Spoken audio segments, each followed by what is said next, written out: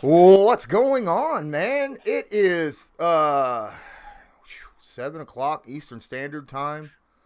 Week one of the NFL is not over yet. There's still games rolling, but I got back from my niece's wedding and was like, I got to catch up. And I didn't want to see the final score, but when you go to the game pass and you got it selected, and it's just right there.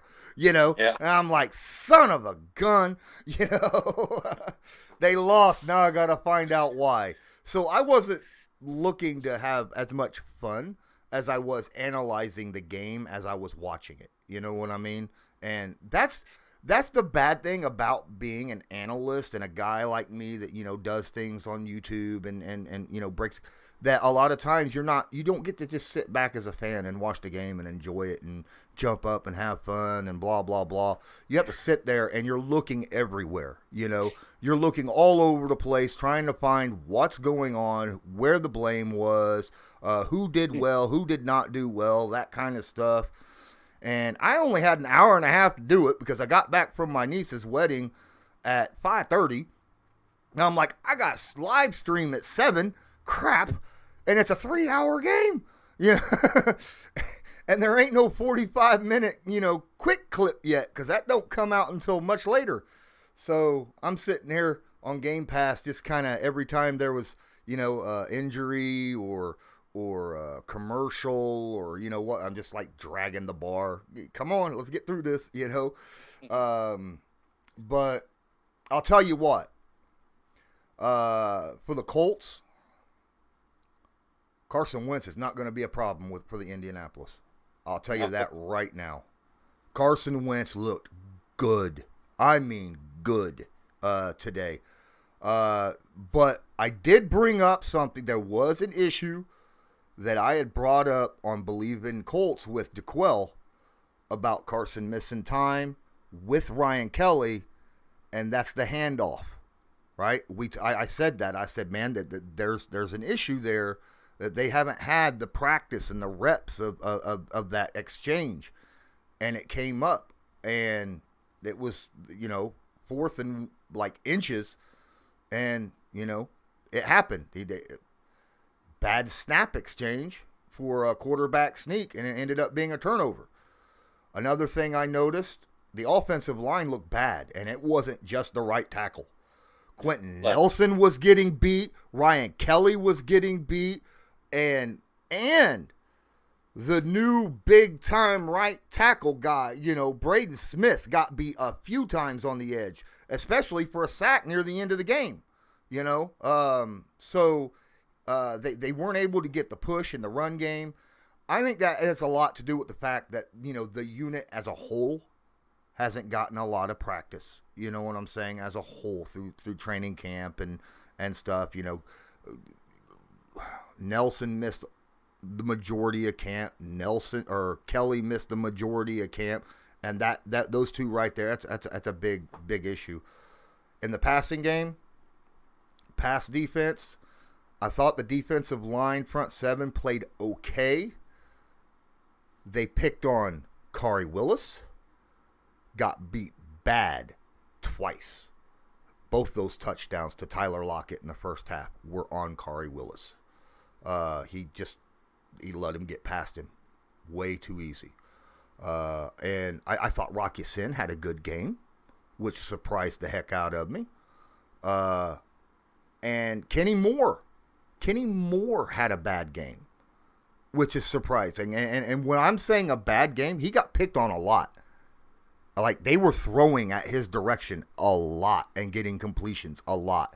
And it was because, and it wasn't necessarily Kenny's fault because the majority of the time they were in zone, right? But because he's a smaller guy, it's Russell has this great ability to look off a receiver and go to someone else, and when you're playing zone, that's going to eat a zone defense up because you don't know to kind of lean that direction. So, when they're leaning one way. Mm-hmm. Sorry, basically we were missing Xavier,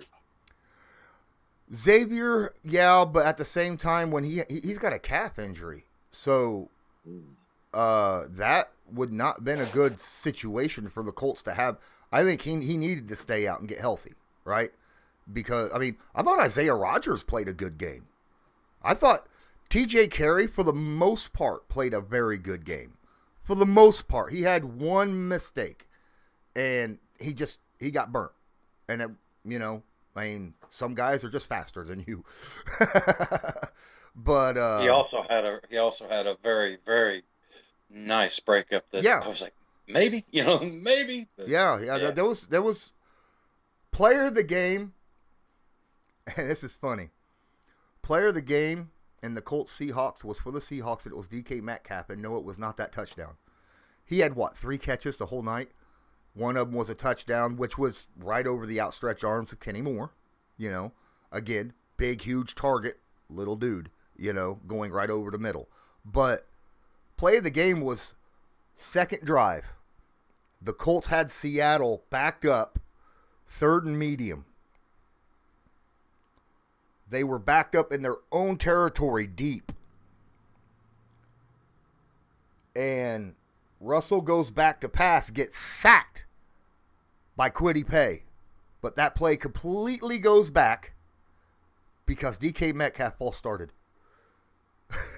But it was a late whistle, and you didn't know that it had happened, until the play had already happened. Everything went through just fine, and Russell got sacked, buried. Whistle happened as Paye was bringing him down, which I was like, why such a late whistle, But because of that whistle, it gave them an opportunity to get the first down, in which they did go down and score that touchdown. That's the drive that I think Lockett had that big, long 60-some yard touchdown over Corey Willis. One of the touchdowns, if you just look at it, looks like it was on Blackman, but it wasn't. Blackman was just the second safety to get there, where Willis was the actual guy that was supposed to be covering him, and he didn't. And, of course, when Chris Carson's running damn near 6 yards of carry on you, and you're supposed to be a top 5 run defense, that's not good news. I mean, they were getting beat physically at the line on both sides. The Colts were. They lost the battle of the trenches for the most part on both sides. Nothing looked any worse than when that Dressler tight end caught the ball along the sideline. Bobby Okereke comes running up to try to tackle him out of bounds, and Dressler just went, poof, and you just saw Okereke crumble at his feet. And then Dressler just walked on past him. That kind of epitomized how I felt this game went. Was, they beat him up physically. The Seattle did.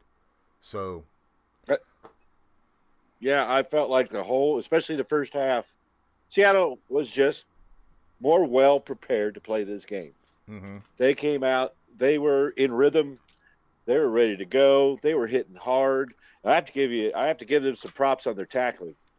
They did some excellent tackling throughout the game because you don't stop JT and sometimes even Hines unless you really tackle him. And every time a couple times I saw Hines going for that first down, looked like he was going to, and he just got wrapped up by one player, and it doesn't always happen with him, but they were tackling extremely well. Well, I mean, with Hines, there was that play where he spun right out of Bobby Wagner's grasp, and picked up an extra 3-4 yards afterwards. I mean, that's the kind of stuff you expect from Hines. But when there's not good blocking in front of you, when the offensive line can't get their push, when there's 8-9 guys in the box on a consistent basis, it's hard to run. And let's face it, I mean, they were stopping the Colts from running the football pretty well all night. And the offensive line just wasn't able. Carson Wentz looked amazing. I mean, I can't count how many times he escaped a sack. He did amazing. No turnovers. Well, except for that one exchange fumble, right? But that's only half on him. But no interceptions. No no turnover worthy interceptions that I could see. He threw the ball away a couple times. Had a couple really nice, beautiful. There was that one pitch play that I was like, "What did he just do?" And that got called back. Remember, Ryan Kelly was down for illegal man downfield, but that was freaking gorgeous. I mean, that's something that we have missed since Andrew Luck, right? That spontaneous kind of play, that ability to rocket the ball into tight places, things like that. So, same thing I thought when it happened. Is like, oh yeah, and then they got called back. I was like, son of a. yeah, it is what it is, though. It was good to see it though, because that means it can happen again. Well, it looks good because I expect the offensive line to get better as the year goes on. I do, because I mean they're going to play, right? I mean, like I said, Kelly missed most of the year. That was the center, and Quentin Nelson missed. You don't expect bad games from Quentin Nelson consistently. I'll tell you that much. He just needs to get his feet under him. That's kind of funny. He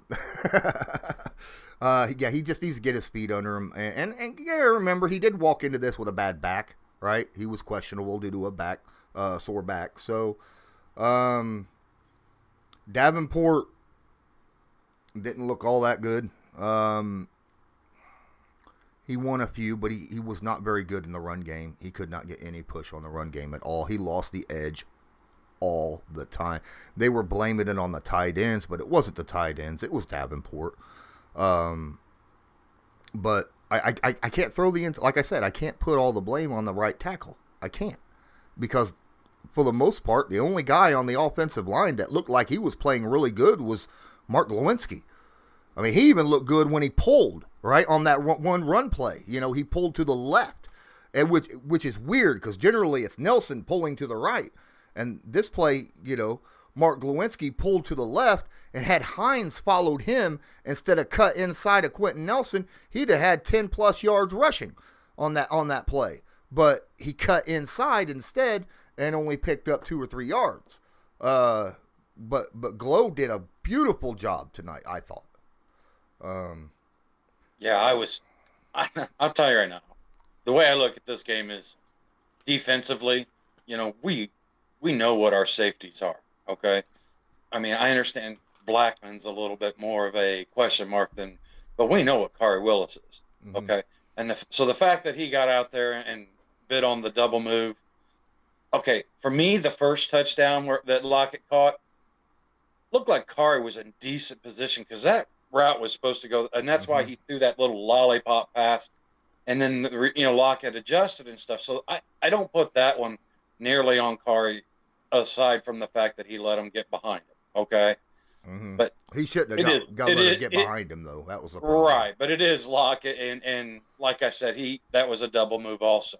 But that second one where Lockett just went right past him.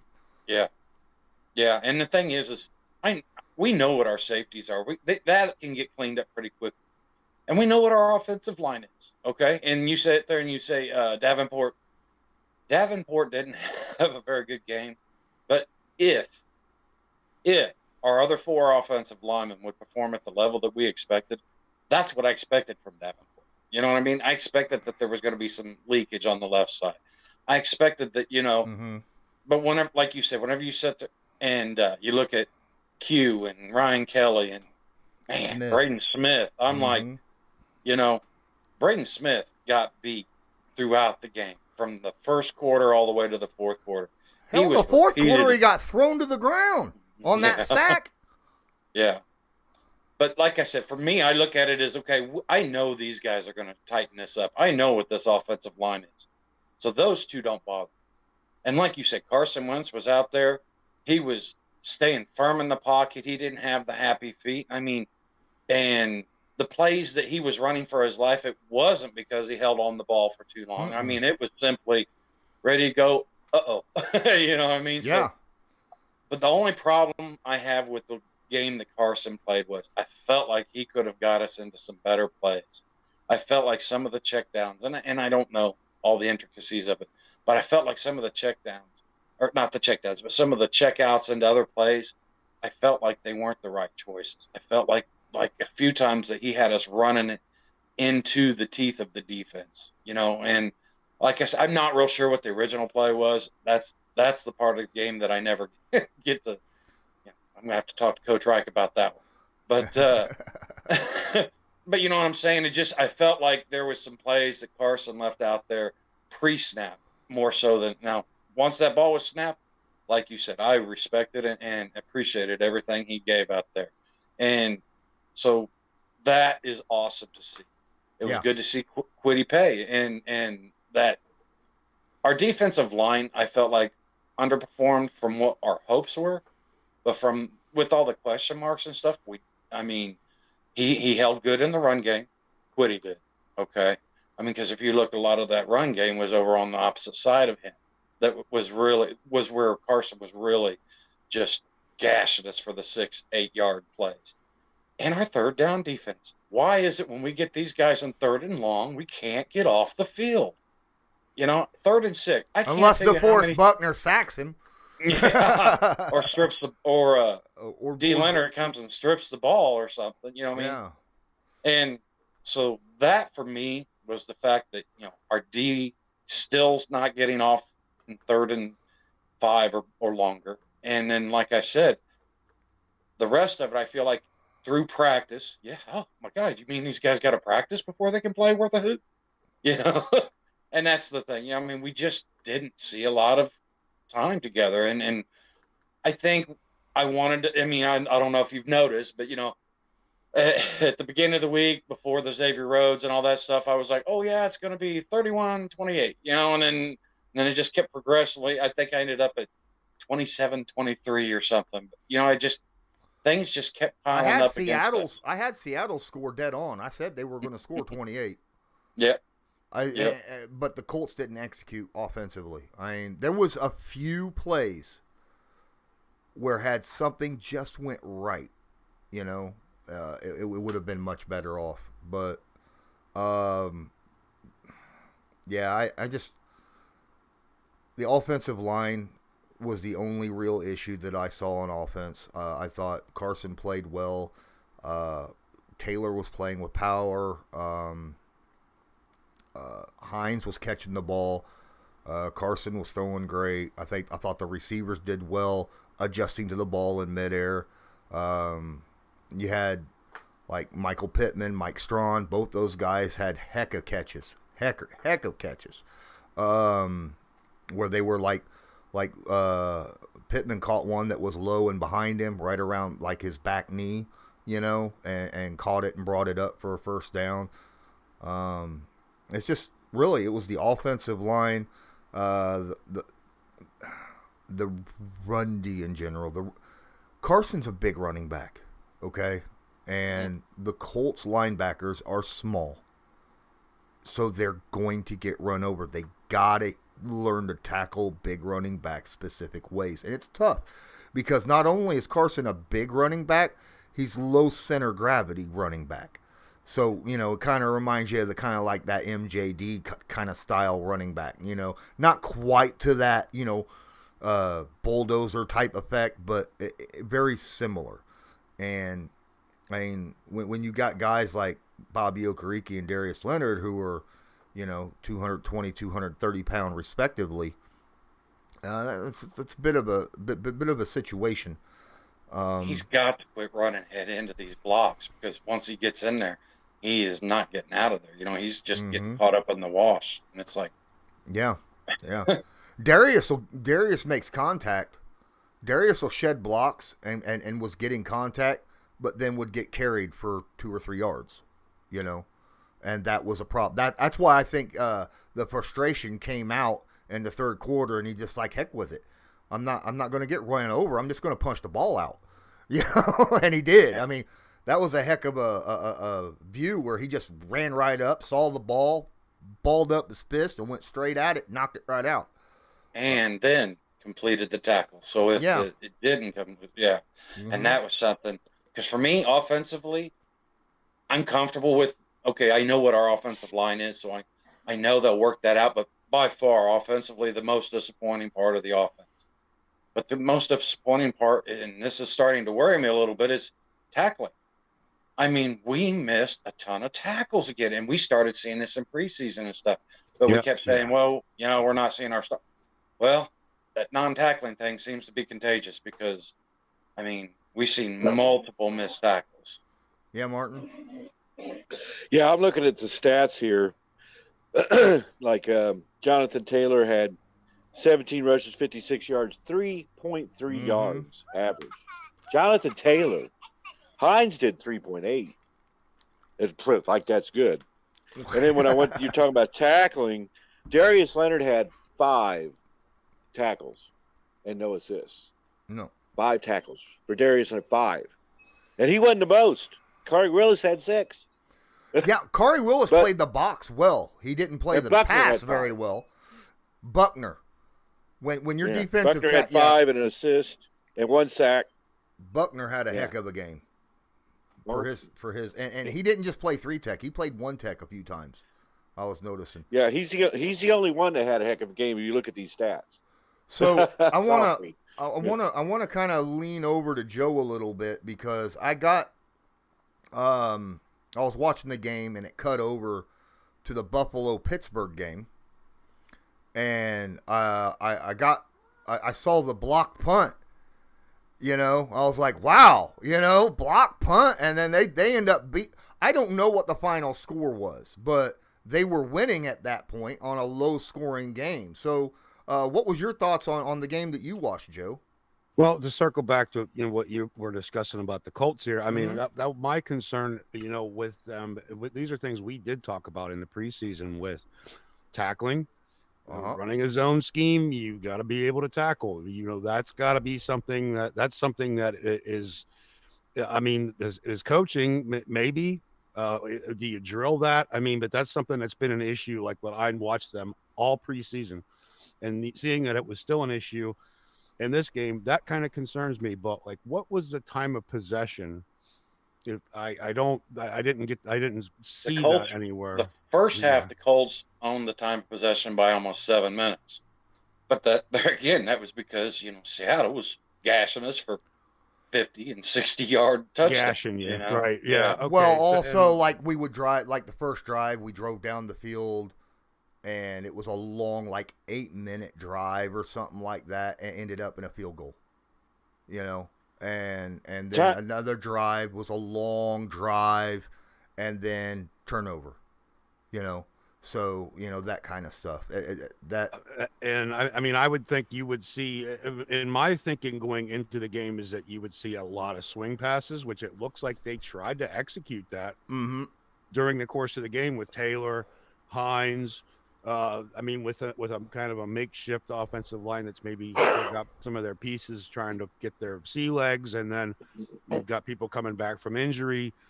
You would think that they would try to stretch the field a little bit more horizontally to kind of alleviate some of the issues with that. They only tried twice, and that was both times was Paris Campbell, right? Both times. One, he hit Paris on a 26-yard pass down the field, and then the second time to be fair, it was damn near just basically an overthrow on purpose to make sure that no one could get it, But Paris was down there, and I think it was near the end of the game, like getting ready to close out the game. But I thought, I don't know. Yeah, they didn't stretch it very much. But I think they were trying to keep Paris from doing that, right? I think that single high that they had, Diggs, was leaning over towards Paris most of the night since T.Y. is on IR. And he's really our only real true deep threat on the team right now is Paris Campbell. And he's still young and still doesn't have maybe the polish that you would expect or require from a true number one at this stage. But in terms of the Pittsburgh game, I was shocked when I saw the block punt. I was like, you gotta be kidding me. This never happens. Anymore, special teams, when something happens on special teams, it's special because you just don't see it. Yeah. I was impressed, very, very impressed with their defense overall.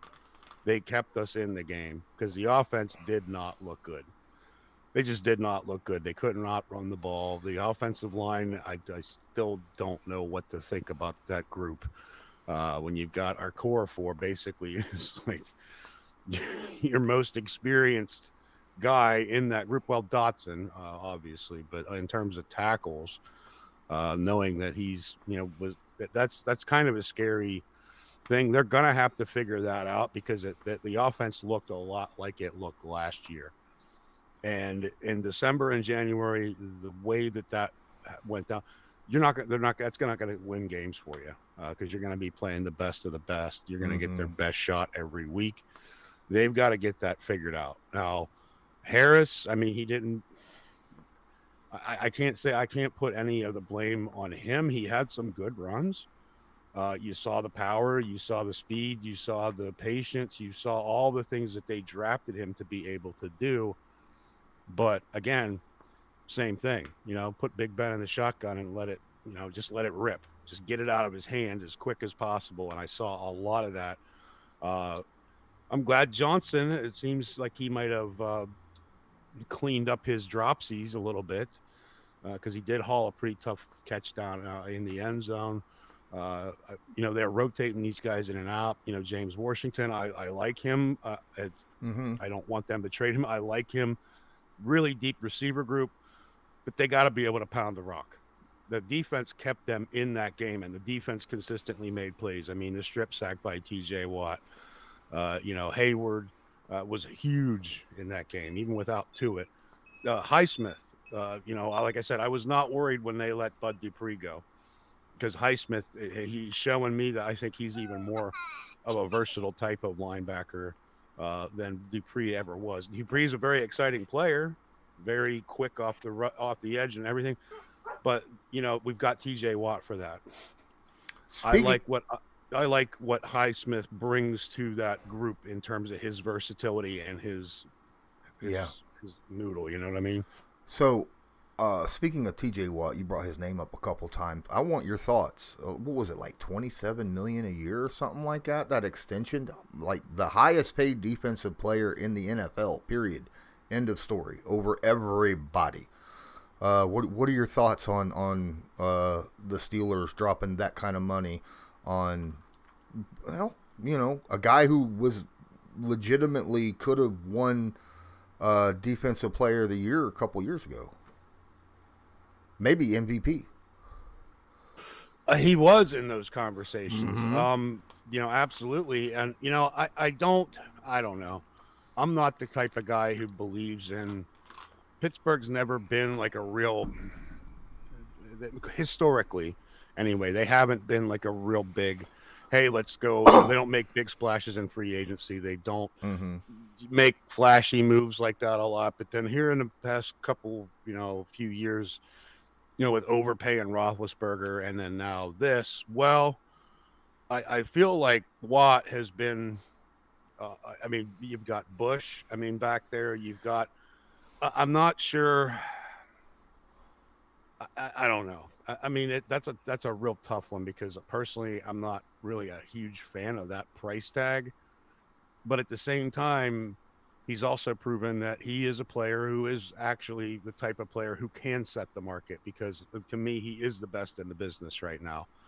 And pass rushers, pressure, that stuff comes at a premium. That's Mm-hmm. game changing. The ability that he has can truly be game changing. And we saw it today Mm-hmm. because Pittsburgh was behind and he went in and, and Josh Allen is a handful.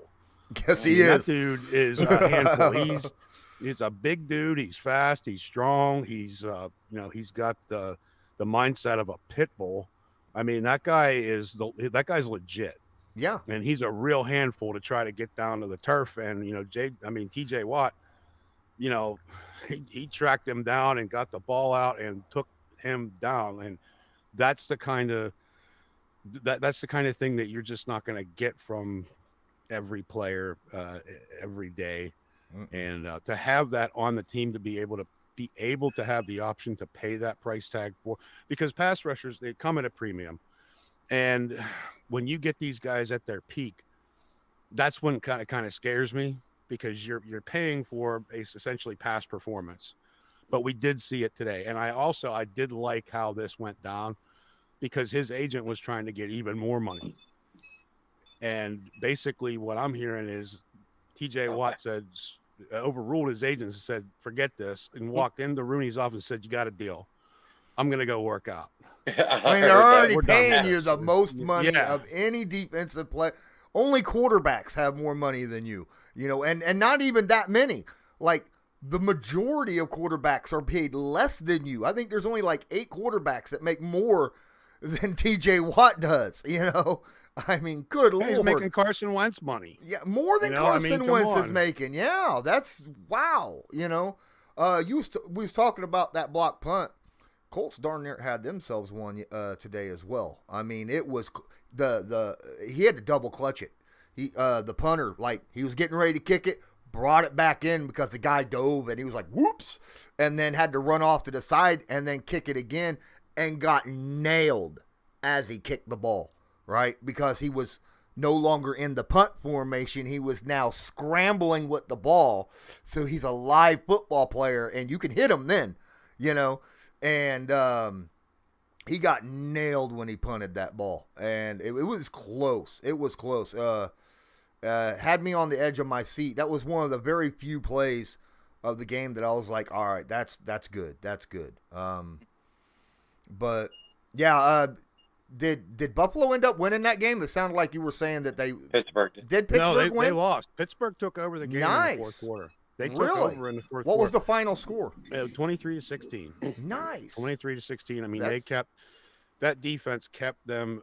That defense won that game for them, and then they were able to, they were able to end up, with a short field a couple of times because of that defense. The block punt obviously was huge. That was just a complete game changer right there. Oh yeah.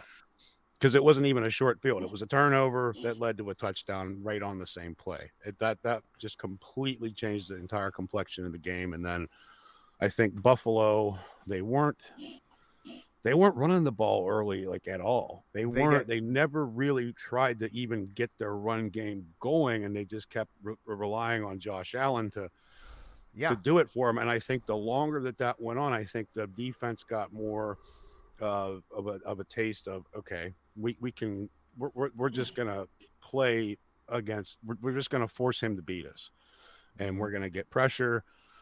And that's when I think, all this, the defense won that game for them, which I thought they looked phenomenal. The tackling was good, except for a couple of plays. I mean, a couple of whiff tackles. You're going to have that you're lucky during the course of a game. The defense overall, from everything I've been watching, has just been surprisingly lackluster. I mean, I honestly felt like, with the crowds being back in and how defense is more of an emotional based style of play and stuff, I really thought that the defenses were going to come out and at least perform better than what they did. Maybe not take over a game, but perform better. And Pittsburgh's been known to have that. The last couple years, they're like maybe the most aggressive, high energy defense in football right now. I would agree with you. And that's what I like. And I mean, to be honest with you, that secondary, they're not the greatest unit in the world, but they complement that front seven extremely well in that they're tough, they're hard-nosed, they tackle, they hit, they wear people out. They just wear people down. And that's what you want. That's what you want from any defensive unit to be able to do. They did their job. They got us out of the building when the offense was just not all that great. I mean, there were some big important catches when it came to Smith-Schuster had a couple good ones. I mean, that touchdown catch by Johnson was absolutely huge. So they've got, Claypool had a few really clutch catches. It's just they got to get that running game going at some point, or we're going to see the same thing that we saw last year. Yeah. I wanted to ask you, Joe, about Najee Harris. Do you think he's got the skills to bring up that running game for Pittsburgh? I mean, I absolutely do. I mean, a lot of Pittsburgh fans were concerned, and a lot of analysts were concerned about taking a running back with in the first round. Which, there's some logic behind that because, typically you don't want to pay a running back, huge money, especially, that's not a formula for success here in recent years in the NFL. But absolutely, I feel that he's got every bit of the talent that, say, Le'Veon Bell has. It's a matter of we got to have production up front. We've got to dominate up front in order to facilitate that. That's the other concern. So Green was a good addition. I was kind of disappointed that they didn't try to go after, uh, you know, there were a couple other guys I was looking at in later rounds. I thought maybe they could have gone after some more talent on the offensive line rather than try to just completely overload the defense like they typically Yeah. tend to do. Yeah. But Well, So, Lawrence, watching the Colts game, was our offensive? I mean, I really feel like the most of the success that they had was because of our offensive line. But do you think that as the year goes and stuff, that we'll find out that Seattle's defensive line is just really that high caliber, or do you think that we just took a young, unproven defensive line and made things easy for them, which is sort of where I'm. well, they're not that young. Like Al Woods, he's like 34. Right, but I'm talking. You know, But the guys that proved today to be game changers and stuff were number 94. I can't Oh. remember his name. Green. Green. Yeah, he made Quentin Nelson look bad a few times. I mean, he made him look bad. I was like, what? But again, sore foot, sore back. You're an offensive lineman dealing with a 300-pound dude that's trying to run you over. I understand that. At times, I get it. Even when you are the best in the NFL, when you're dealing with, basically your anchor, because your foot and your back is your anchor completely out on the offensive line. So, I get it. I think they got a good run defense. I don't know that much about the pass rush. Now, like I said, I can't say that their pass rush is as good as what it looked against the Colts because the Colts' offensive line hasn't played together. And a lot of them haven't played at all, really. And, there's just technique, execution, working with guys beside you, things like that of that nature. I'll need to see them against an established offensive line to say that they have a good pass rush. Okay, but man, they got some really big dudes up there at the tackle positions. Some big dudes. That, and not just one or two. I mean, they got like 4 really big tackles that are hole eaters, right? And that can move bodies. So, it surprised me. I thought the Colts would be able to run a little bit better than what they did. I figured 4 to 5 yards a carry, not 3 to 4 yards a carry. You know what I'm saying? Is what the Colts ended up doing. And they made everything tough. They made every yard that they picked up really, really hard to get. And, kudos to them defensively for being able to do what they were able to do. But it doesn't make me worry. I as a matter of fact, knowing what I know about the Colts, I really do believe that the Colts will just get better as they get healthier and play more together. You know what I'm saying? So I'm not worried. The worry for me was more, could we get pass rush? And we were able to get some pass rush in this game. Russell made a lot of plays. And we also forced a lot of bad passes from Russell. But of course, there was 2 big plays that he had to lock it in the game. The one that really worries me the most out of our line, because, like you said, I can Glowinski, aside from a couple miscommunications with, Ryan, you didn't really see any shortcomings that stood out. But man, Braden Smith, I mean, that right there concerned me the most because first off, he had the second most practice out of all of them. Mm-hmm. Let's just, he was out there Him along and with Glowinski. Yeah, but I mean, what's up, Ross? Are you saw in here? him. You are in here. My bad, dude. Hey guys, What There up, Ross? it is. But like I said, we're all in the first game loss club right now. yeah, I Yeah. haven't watched any game other than the Colts game because I got. I'm gonna let Loyalist finish, and I'm gonna tell you what my day has been like, starting from yesterday until now. But go ahead, Loyalist. Keep talking. oh, I just like I said, I was pretty much done. I I am a little bit concerned with what I saw from Braden Smith today because I mean he was beat with this power and he was beat with the speed, Mm-hmm. you know, and it wasn't just once or twice. And I don't understand it. I because like I said, like you said, I didn't see anything that popped off, you know, of the screen that these guys were doing that we're not going to face against a Patriots or a Chiefs or you know any of these, you know, tougher defensive lines and stuff. I mean, I'll tell you right now, if Braden Smith plays like he did this week, next week, Carson, call in sick. I mean, because I mean, I don't envy him at all against that defensive line from Pittsburgh. Especially since when he's I going to saw have from- to deal with Jalen Or- Phillips. Raiders Yeah. or Rams. And I felt Rams, like you yeah. guys had so many opportunities to break that game open. Mhm. Yeah. I was just watching. It's just like, oh, you were right there. That Yeah. one guy was open. Yeah. It's just it's one of the things that killed me when I was watching your game. It was just like I would see guys wide open and they're just not being seen. Like I thought again, Carson you guys played are- really well. The problem is Yeah. there's that he you know, he was under pressure a lot. You know, that was a big issue. But yeah, I And get yeah. what you're saying.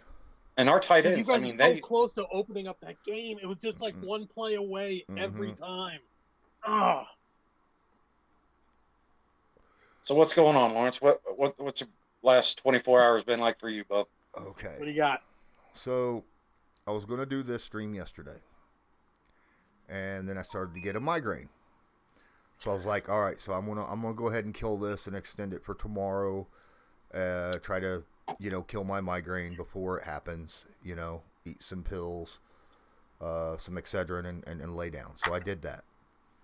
And I laid down, and I laid in there for a while, and it was a good 10 o'clock, 11 o'clock before I finally was able to actually get a little bit of closed eyes, right? Yep. And then at 2 o'clock, a crash happens. And Ooh, my entire bedroom wall fell in while I was laying there, sleeping. While I just fell asleep at 2 o'clock in the morning. Because A car crash? No. I'm on the second story, okay? And you know, I've Oh. talked about my roof and the leaks and it leaking down my walls. Oh. Well, my whole wall just crashed in. From the drywall just came apart. there was well, I now know that they drywalled over plaster and lath. Right? So that yes. Oh my god. So I have it crashes in. Half the plaster and lath comes down with the drywall, right? So it's a mess, right? On top of that, because of the leak of the water that was been running through that, I've got like just speckled black mold all through all of it. You, like between the plaster lath and the drywall, you know what I'm talking about? That bueno. Wow. and so, and I'm like, no. So that was my sleep for the night. The part from where I finally was able to go to sleep from the point where, you know, my migraine finally eased up enough to fall asleep to the point where my wall caves in. I wake up, moving things around. I gotta air out my room, get this the particles and stuff out of my room. You know what I mean? I can't breathe. So I'm working on that. And then, of course, I've got to get ready in the morning. So it gets around 6, 7 o'clock in the morning. And I'm like, okay, well, I do need to put, like, at least plywood or something up, you know, on the wall. Get the rest of the lath and stuff down. I haven't done that yet. But I got to get plywood and shit up there. I'm not putting new drywall and stuff up until the roofers come and get that done, because that would be stupid. Now, when we're talking black mold, are we talking speckles, or you just Speckles. seeing like? No, Okay, it ain't okay, clumps. okay. It's like light dusting. You know what I that's mean? Good. Okay. Yeah. Because it when you start seeing sheets or pockets of it, means it's quite bad. Breathing it in, like. Yeah. Oh, I know. If you had pockets, I would have told you to duct tape the door shut until you can bleach the entire wall section. Yeah. No. And It's just. Yeah, okay. It's just like a light sheeting of it. Okay. You know. Good. So yeah, I'll be all right once I'm able to tear out all that lath and plaster that's still there. Once they get the roof fixed, then I can finish out ripping out all the way to just the studs and then re-drywall, you know, and just drywall, because what's the point of putting plaster and lath? That's expensive, but and a lot of work. Well, again, in your case, I would just take out everything that's got black mold on it. Mm-hmm.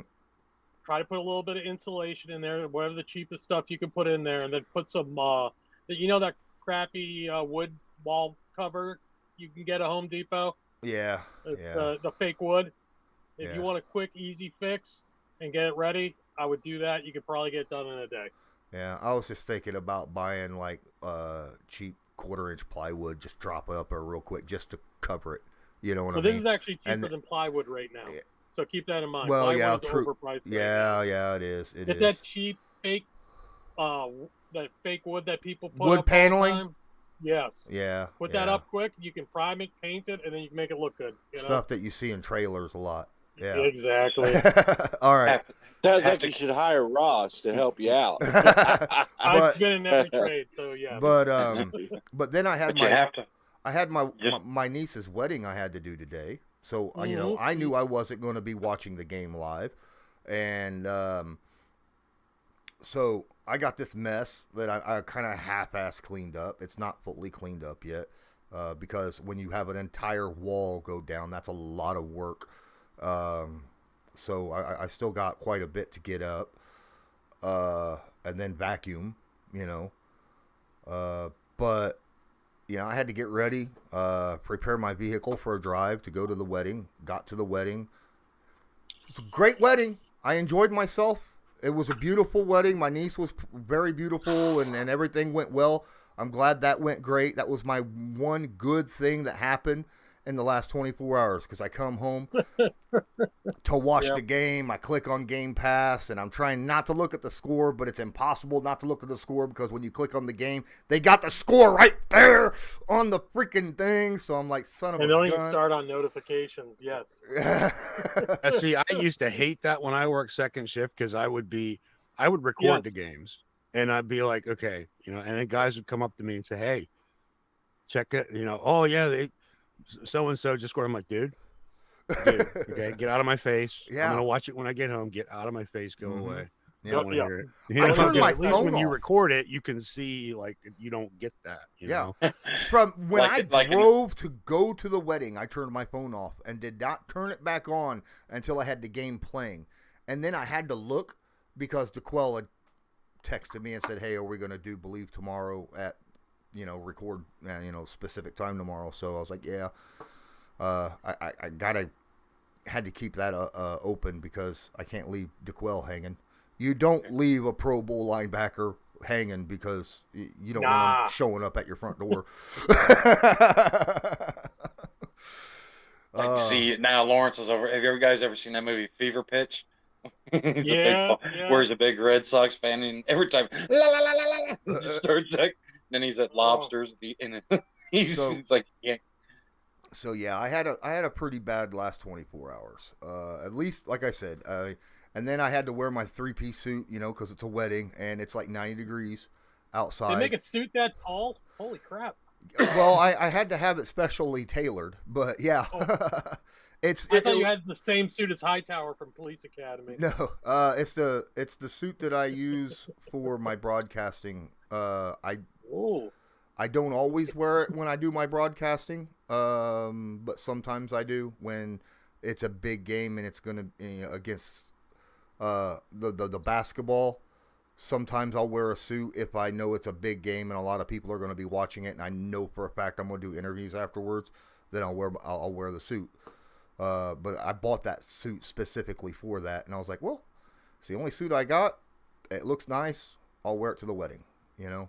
And my wife threw on a dress, and we took off. But wearing a suit in a truck with no air conditioning in a truck, 90 degrees. For an hour and a half there and an hour and a half back, or no, not quite an hour and a half. There Come on, back. you're a Southern boy. Awful. You're used to that. You're used to that. It's not. It's. Put the hair on your chest. I'm not. Oh, I'm not. 90 degrees I can handle. 90 degrees when I've got 3 layers plus a coat on is not cool. That's why I always dress at the church. I wear to get there, and I change in the bathroom. I'm a fat guy. I sweat through everything. It's the worst. But again, so how'd your game go, Ross? We lost by 1 point, one singular point. 100 yards worth of penalties, just about. Lovely. We had the most bland play calling, no audibles at the line. I'm sorry, I love Mac Jones. I think Josh McDaniels is pretty much showing that he is not as great as everyone seems to think he is. I've always been kind of mad on him.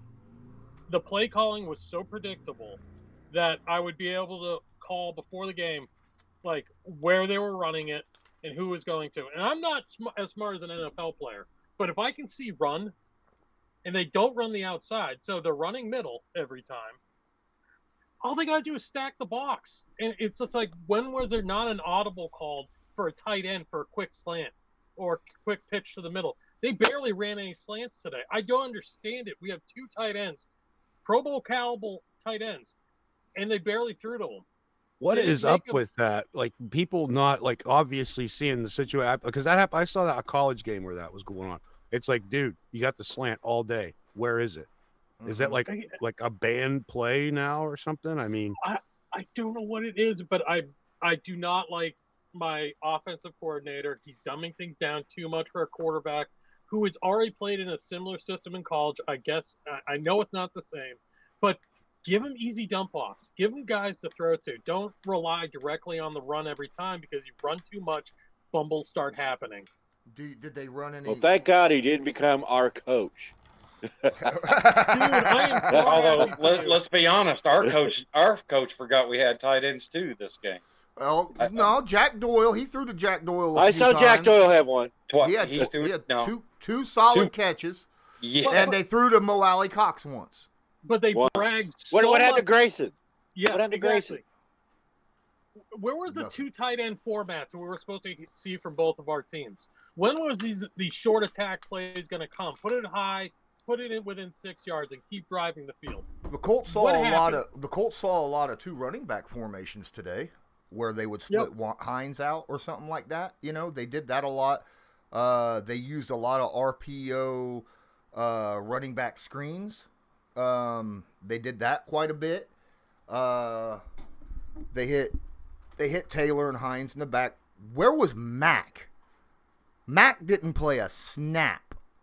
Yeah. no, I was just gonna ask earlier, where was he? He wasn't even on the stat sheet. Well, like I was telling Lawrence, they sort of started tapering back with him. I mean, they pulled him off of all the special team stuff during training camp, and they really did start pulling him back. And so I'm not sure that maybe they saw something during camp that they just weren't 100% comfortable with. Because, now don't get me wrong, I fully expected to see Mac, 5 to 8 plays is what I was thinking. Yeah. Mm-hmm. But yeah, no, he didn't make the field And a he single looked time.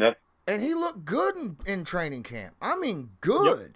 And I don't Is understand. it the coach not having faith in them? Is there a lingering injury that they're not bringing up? I think. What is the reason you're not putting the hands in playmakers, in the hands of playmakers? Well, I know that Taylor's a playmaker. I know Hines is a playmaker. Hines is a matchup nightmare playmaker. You know what I mean? He's one of those. He's that guy that you want to put out there and then split him wide. And make a linebacker try to cover him 1-on-1. That's not going to happen. But Mac, you can do the same thing with. And in my opinion, I think Mac. It might have been because the offensive line was not run blocking well enough. And that is what Mac does, is guide his offensive line and uses those blocks properly in order to gain extra yards. Since the offensive line today was having troubles, and they were having serious troubles today, that maybe Mac was just like, they were like, this isn't a game that you would succeed in. You know? Yeah. Now, like, okay, here's a question. Why don't we move the pocket? I mean, you see it all the time when your offensive line is performing subpar. Go ahead and, I mean, you've got Carson. He's shown that he's comfortable. Okay. I would move that pocket a little bit. Have somebody swing out. You know, let that left tackle get picked up by, or left end get picked up by Q, and then have Davenport roll out, and you know what I mean, or something. I just give the guy a little bit more time. I do know that Reich said that he was going to keep the blocking and the passing schemes simple for Carson, because his foot still is bothering him, and he was still, doesn't have a lot of practice. So they weren't going to have him do a lot of rollouts and things of that nature. So I don't, maybe that played into it. Yeah, I don't know, because I mean, imagine his foot hurting him a little bit after just running for his life, though, too. I mean, just because he's. Oh my goodness, that sandwich he had after he got rid of the football that one time, and their defensive player underneath of him was hurt. But he wasn't for some reason. I'm like, and he was squished between two 320-pound dudes. I heard Carson go, "Get up, you wimp!" Because it definitely looked like Carson should have been. That'd have been a flag. Yeah, taunting. Yeah, let's start that again. Oh, we had a taunting penalty in the Colts game. Oh yeah, Metcalf was mouthing off to. But what's his name? 32. Had to walk 15 yards across the field, giving them the business before they decided to call it. I was afraid Kenny Moore was going to get flagged early in the game. Yeah, it was Kenny Moore, but he didn't say anything. I didn't see him saying. No, that was Kari that didn't say anything to Metcalf. No, I was talking about on the special teams on the kick return. 32-23. Got it backwards. 20. There was a fight that broke out early on in the game, and and Kenny Moore was part of it. And the referee walked Kenny Moore walking backwards, like reaching over the referee, just like doing this, pointing at the dude and screaming and stuff, and walking backwards with the ref in front of him until, Kenny turned around and walked away, and the ref then turned. But I thought Kenny was going to get flagged because he was fired up about something. I don't know what it was. I didn't get to see what happened, what started the fight or anything like that. I just know that, you don't see Kenny Moore like that very often. You know what I mean? He plays with fire, just like Darius plays with fire. But Darius also, was in a shouting match earlier in the game as well, with somebody. So that was what that was Kari Willis starts walking, and Metcalf is just giving them business. Like I said, 15, 20 yards. And then all of a sudden, Darius was like, "Oh no, you ain't going." You know what I mean? Yeah. And he pushed him. Yeah, Kari did not. He just kept on walking, and Darius was like, "I got to be the leader of this thing." And like you said, he just got in his mouth. He's like, "You're done," and then he just kept chirping. So like you said, he just pushed him. Was like, "You're done," Yeah. That when Darius pushed him, that was like, "Oh no, please don't flag him for that," because you can't put your hands on another player. After the play's over, you know what I mean? And did you guys see what? I'm sorry. Go ahead. Did you guys see what happened in the Cleveland Kansas City game? Yeah. On the sideline. Like I said, the only game I got to watch was the Colts game because of getting home an hour. It'll be a Sports Center exclusive. Trust me, you'll see it. Okay. Well, you can talk about it. I don't care. Let me know. Well, go ahead. Well, okay. Hilaire caught a pass and was running. I can't remember. They tackled him on the sidelines, on the Kansas City sidelines. Two Cleveland players, one underneath, one on top. The one guy on top was trying to get off the top of him, and a Kansas City offensive lineman, it looked like, bumped into him, and that made him step on Hilaire accidentally. A coach saw what was going on. A Kansas City coach, and he pushed the player off of Hilaire and then the player came back and pushed the coach back, and there was flags, and the player got thrown out. I don't know about the coach; he should have been thrown out. He had no right to push him. Wasn't his fault. He stepped on Hilaire. It was the lineman that came up to his shoulder and just kind of nudged him just right, so he would have to step on Hilaire like he was causing a problem. Oh. They didn't do anything to him. Yeah, you watch the replay, you'll see. Oh, it was a mess. Wow.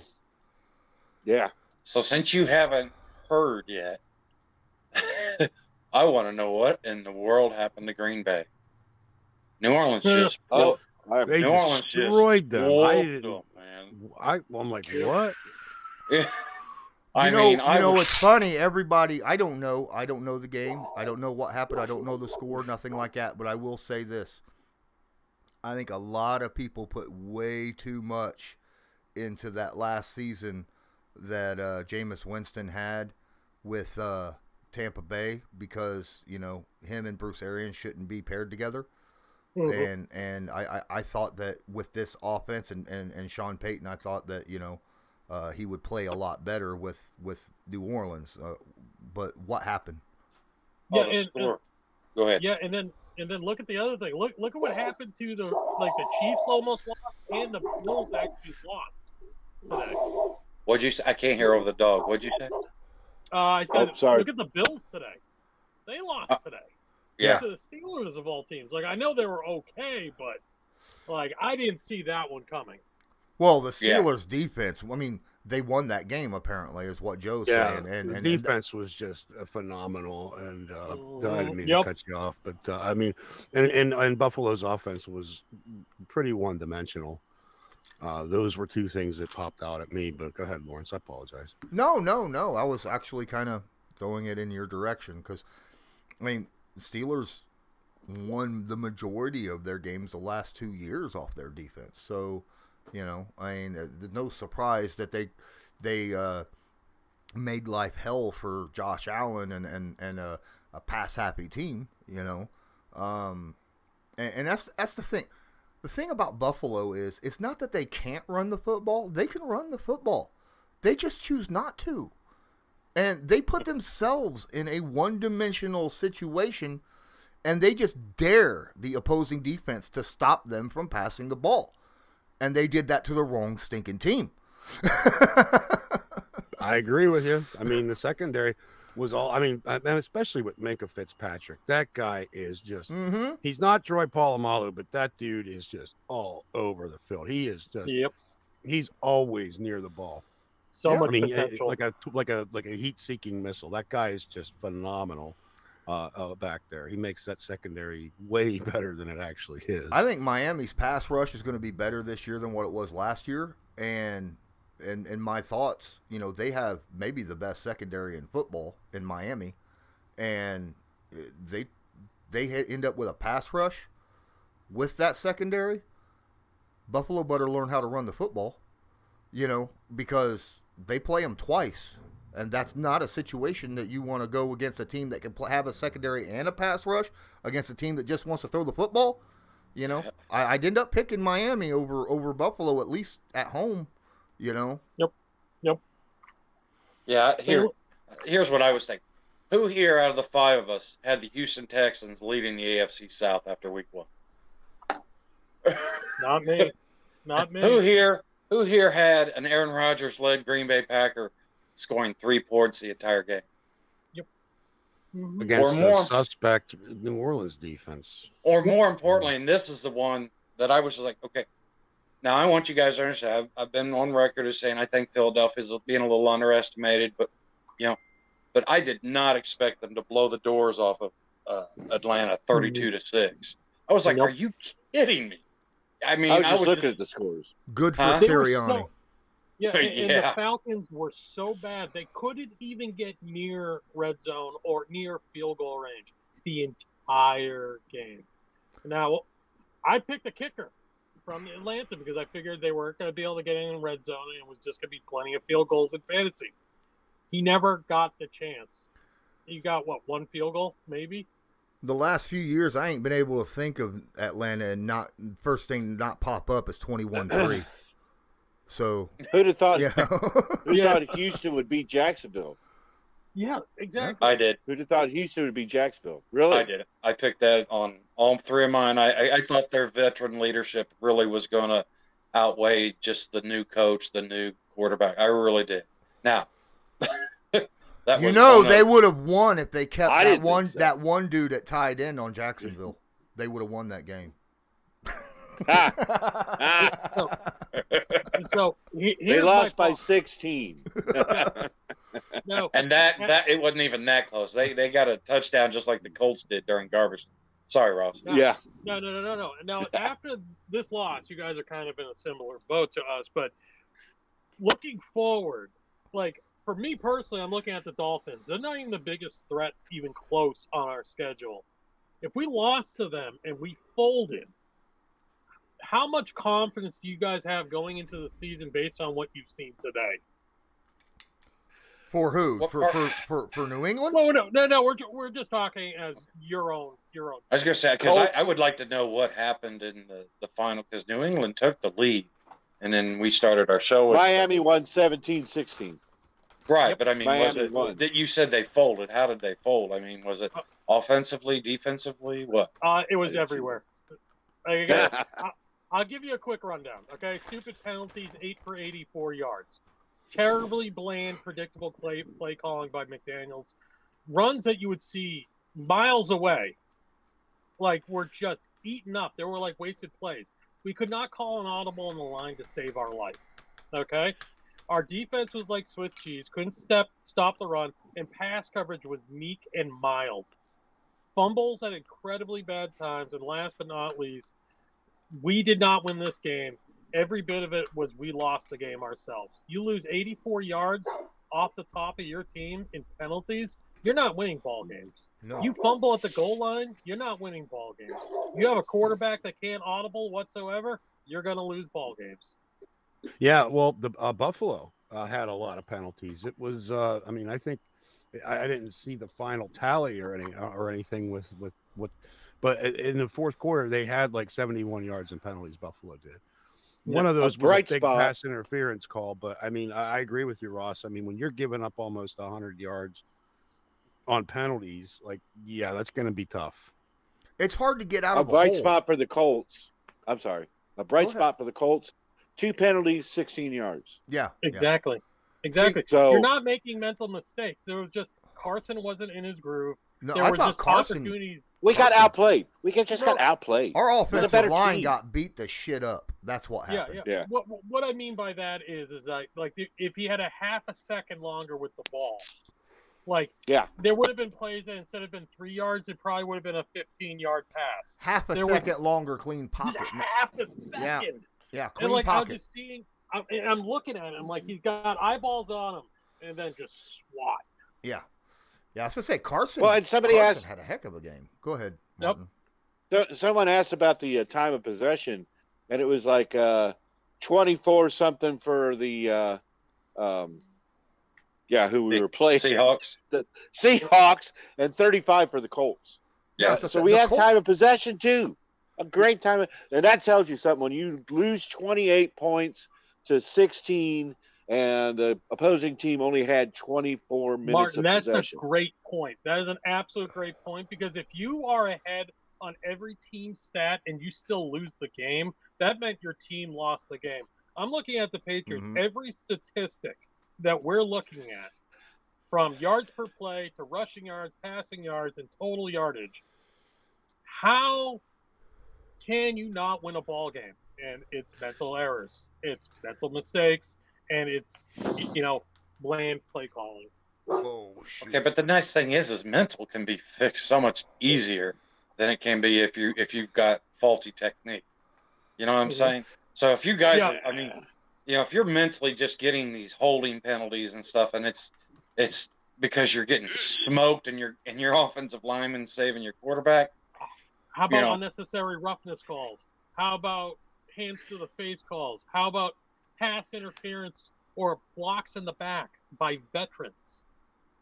I like necessary roughness though. because that's what you said. Unnecessary, yeah. to me, to me, Uh, it's like, you're asking these dudes to play at the highest of the highest levels, and Yep. you got to come with a high motor every single play. I really Mhm. think, unless something is really truly egregious, I think they should kind of look the other way with a lot of that stuff. It's like, look, these are grown ass men Yes. that are, this is a violent sport. I mean, like, let's be But if let's you're bring not this even back to in the reality play, here. but if you're not even in the play on the other side of the field where the ball isn't even there and you cause a penalty, like you're just shooting your own team in the foot. 3 of our penalties were from that. They weren't even involved in the play. They get a shoving match on the sideline or a block in the back when a guy's not looking. That's not football, you know? Yeah. Right. Well, that's a good point. Yeah, like I said, I mean, that's the type of stuff your locker room can take care of some of that stuff. You know what I mean? You Yeah. start Yep. having other players hold them accountable and stuff. I don't know who you have in your locker room that would take that role. You know what I mean? Because, I mean, Mm-hmm. obviously on the offensive side, you had, Tom who would have been there and It made all actual audibles at the line. You know, yeah. we didn't see that Well, from Cam last year. We're not seeing it right now with Mac Jones because Well, they're giving him no freedom. and that's okay. And I kind of understand that to a point because, anytime Mm-hmm. you have a rookie quarterback's best friend is your running game. But if Mm-hmm. it's not there, you would think, I agree with you. You would think a guy like McDaniels would, Yep. Mix it up a little bit, use the tight ends, Absolutely. hit the slant. I mean, that's the Or- slant He to can me do it. is like almost indefensible when you get down into the red zone. or I Because can't. diversify a your lot run of game. people are thinking run, and you're like, that is the one play that offsets that, especially in the red zone. That's like, it can be such a lethal play, especially if you've got playmakers at the tight end position. That's Yep. just almost impossible to defend in certain circumstances, like, goal to go. I mean, it's a go-to. It's a staple for almost any professional red zone offense that I've seen. So why Mm-hmm. would you not, as McDaniels, why would you not try to work some of these basic? I mean, because a slant's not a complicated route to throw. Not It's at all. really not. Nope. And again, Yeah. just dump it off quick. That's all we're asking.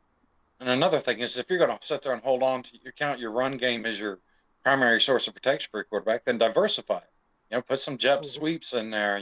Put in some, like you said, everything's between the tackles. Then that's a whole heck of a lot easier than if you're worried about somebody swinging out on the end or something.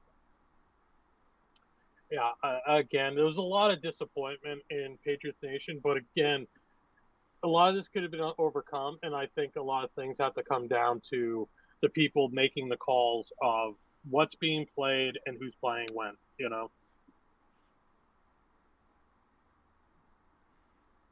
Oh man. Yeah, well, Sorry, I mean, Mac Jones has Do your shown thing. some real, he's shown some real acumen at the helm and But when being you have able to make accurate throws. And he clearly has, from what I've seen of him, the little bit of film that I have got to study for a rookie, he seems to have a pretty good command of the playbook. So why, in that case, and maybe not necessarily expecting him to be Peyton Manning at the line of scrimmage every play because he's a rookie. Absolutely. No, But absolutely. that comes down to your offensive coordinator. Say, hey, look, okay, I got to put this kid in a position that he to help him succeed. The run game's not there, or we're But if not you doing have enough.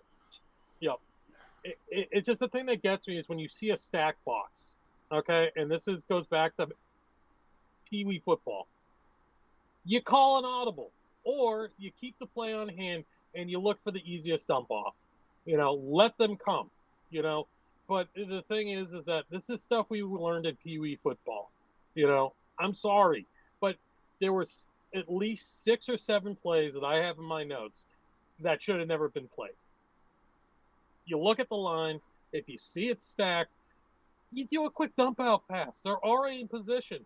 Just tap a guy on the shoulder to go right, pull up the 4 yards and get past that blitz. It's just there's a lack of trust in the quarterback where they need to give him a little bit more freedom.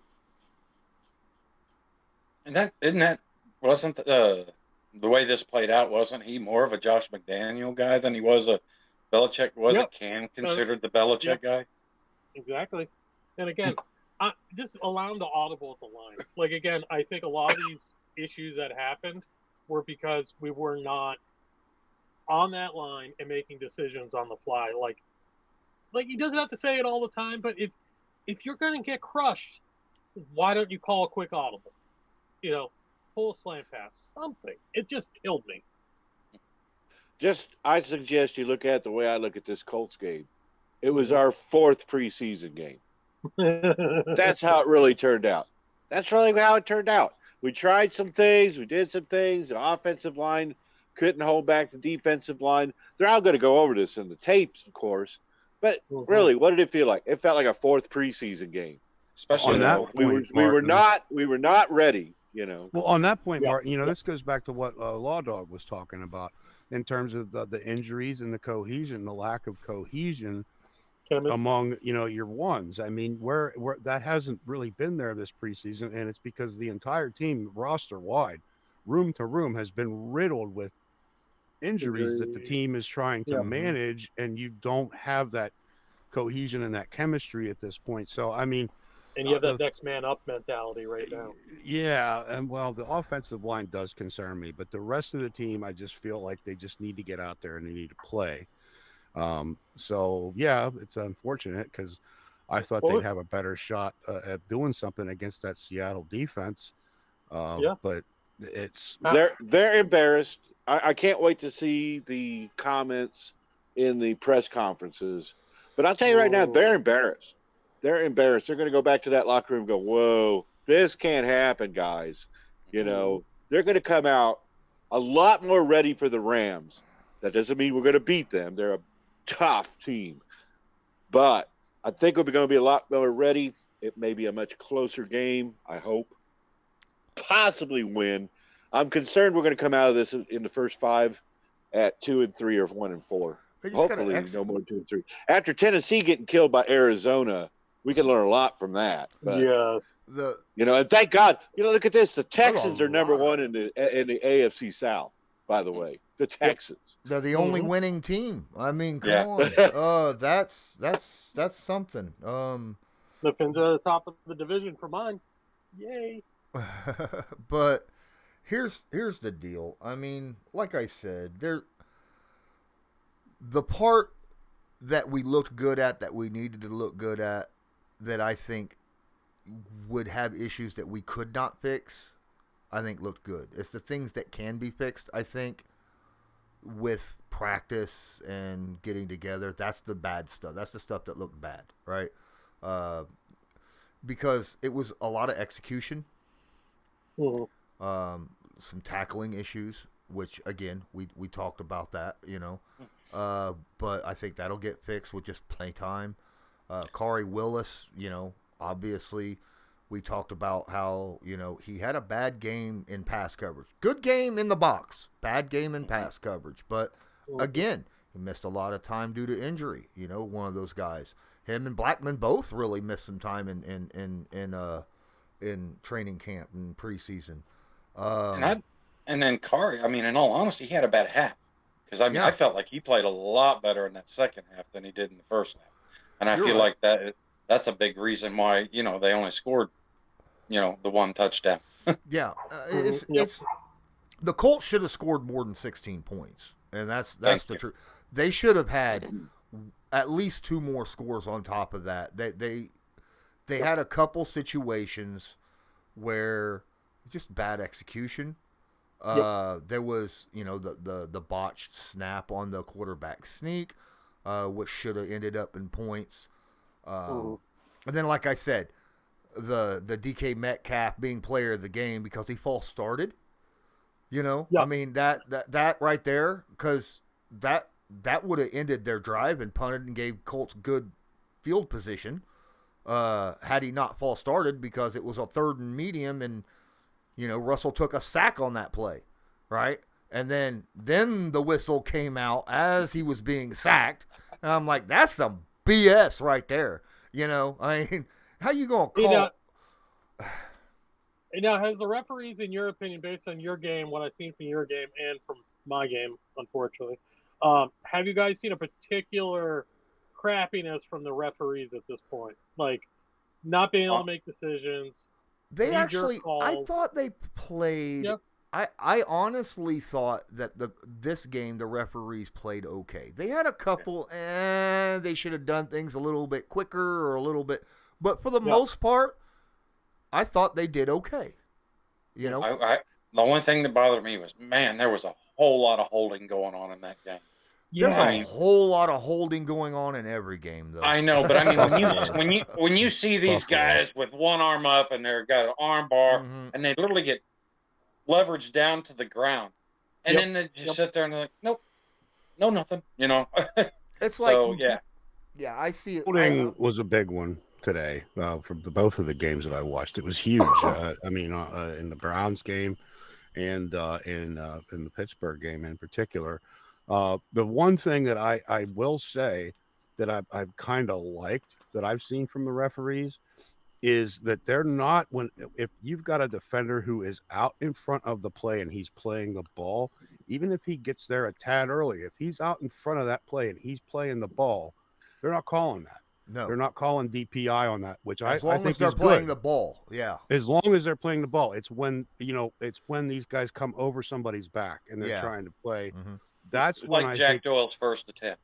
there you go. And this is so that's what I saw some real consistency there. I think maybe they've done a lot of work this offseason to try to clean that part of DPI up to say, hey, if a guy's playing the ball and he's out in front of that play, he's as legitimate of a receiver as the guy who you're supposed to be throwing the ball to here.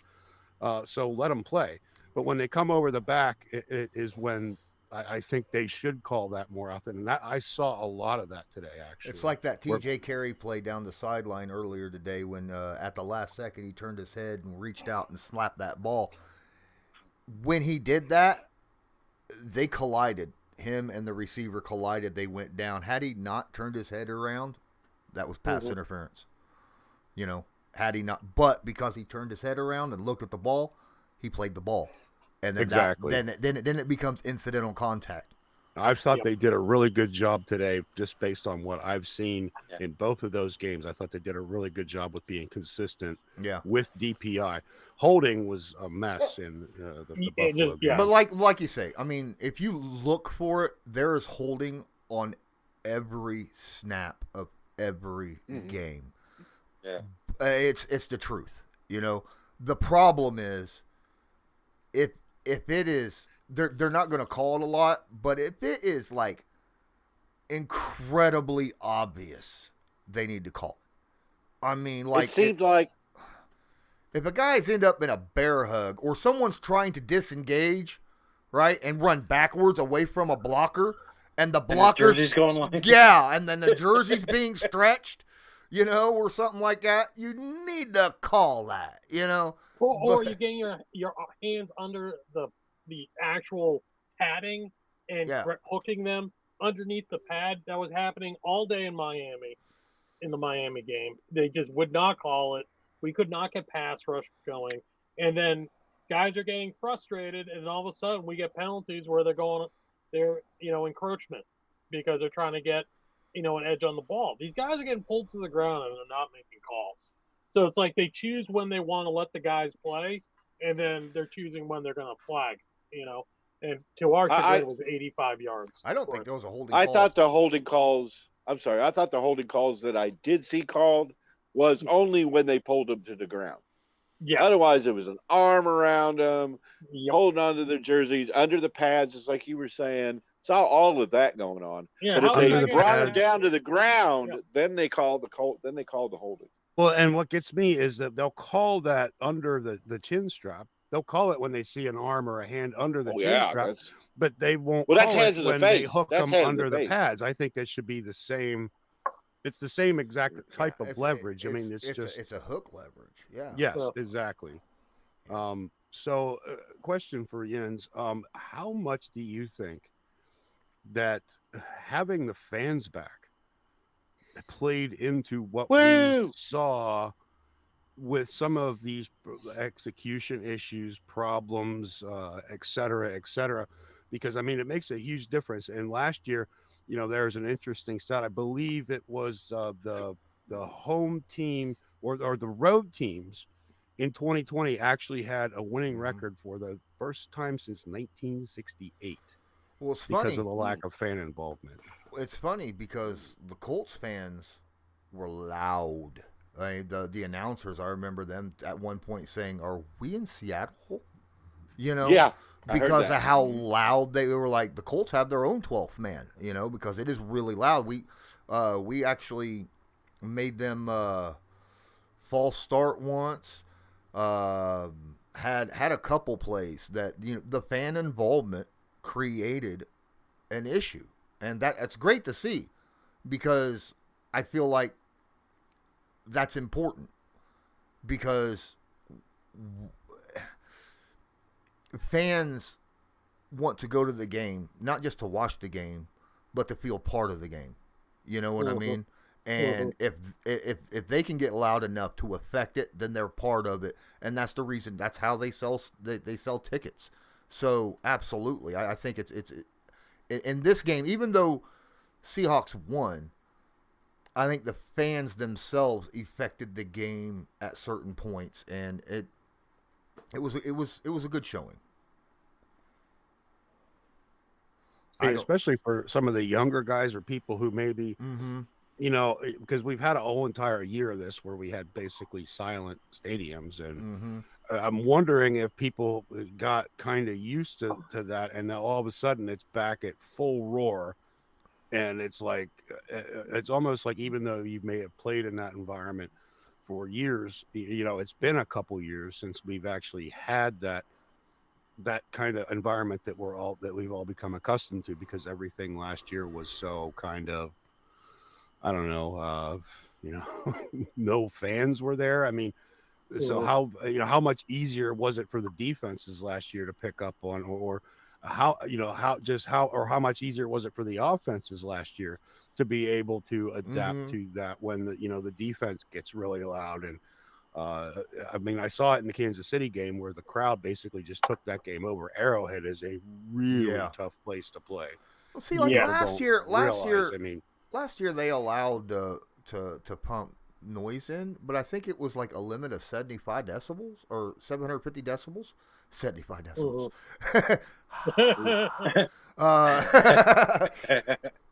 But actual crowd noise. Honestly, oh my! I thought that the crowd noise was going to affect our defense in a positive way, a whole lot more than it did.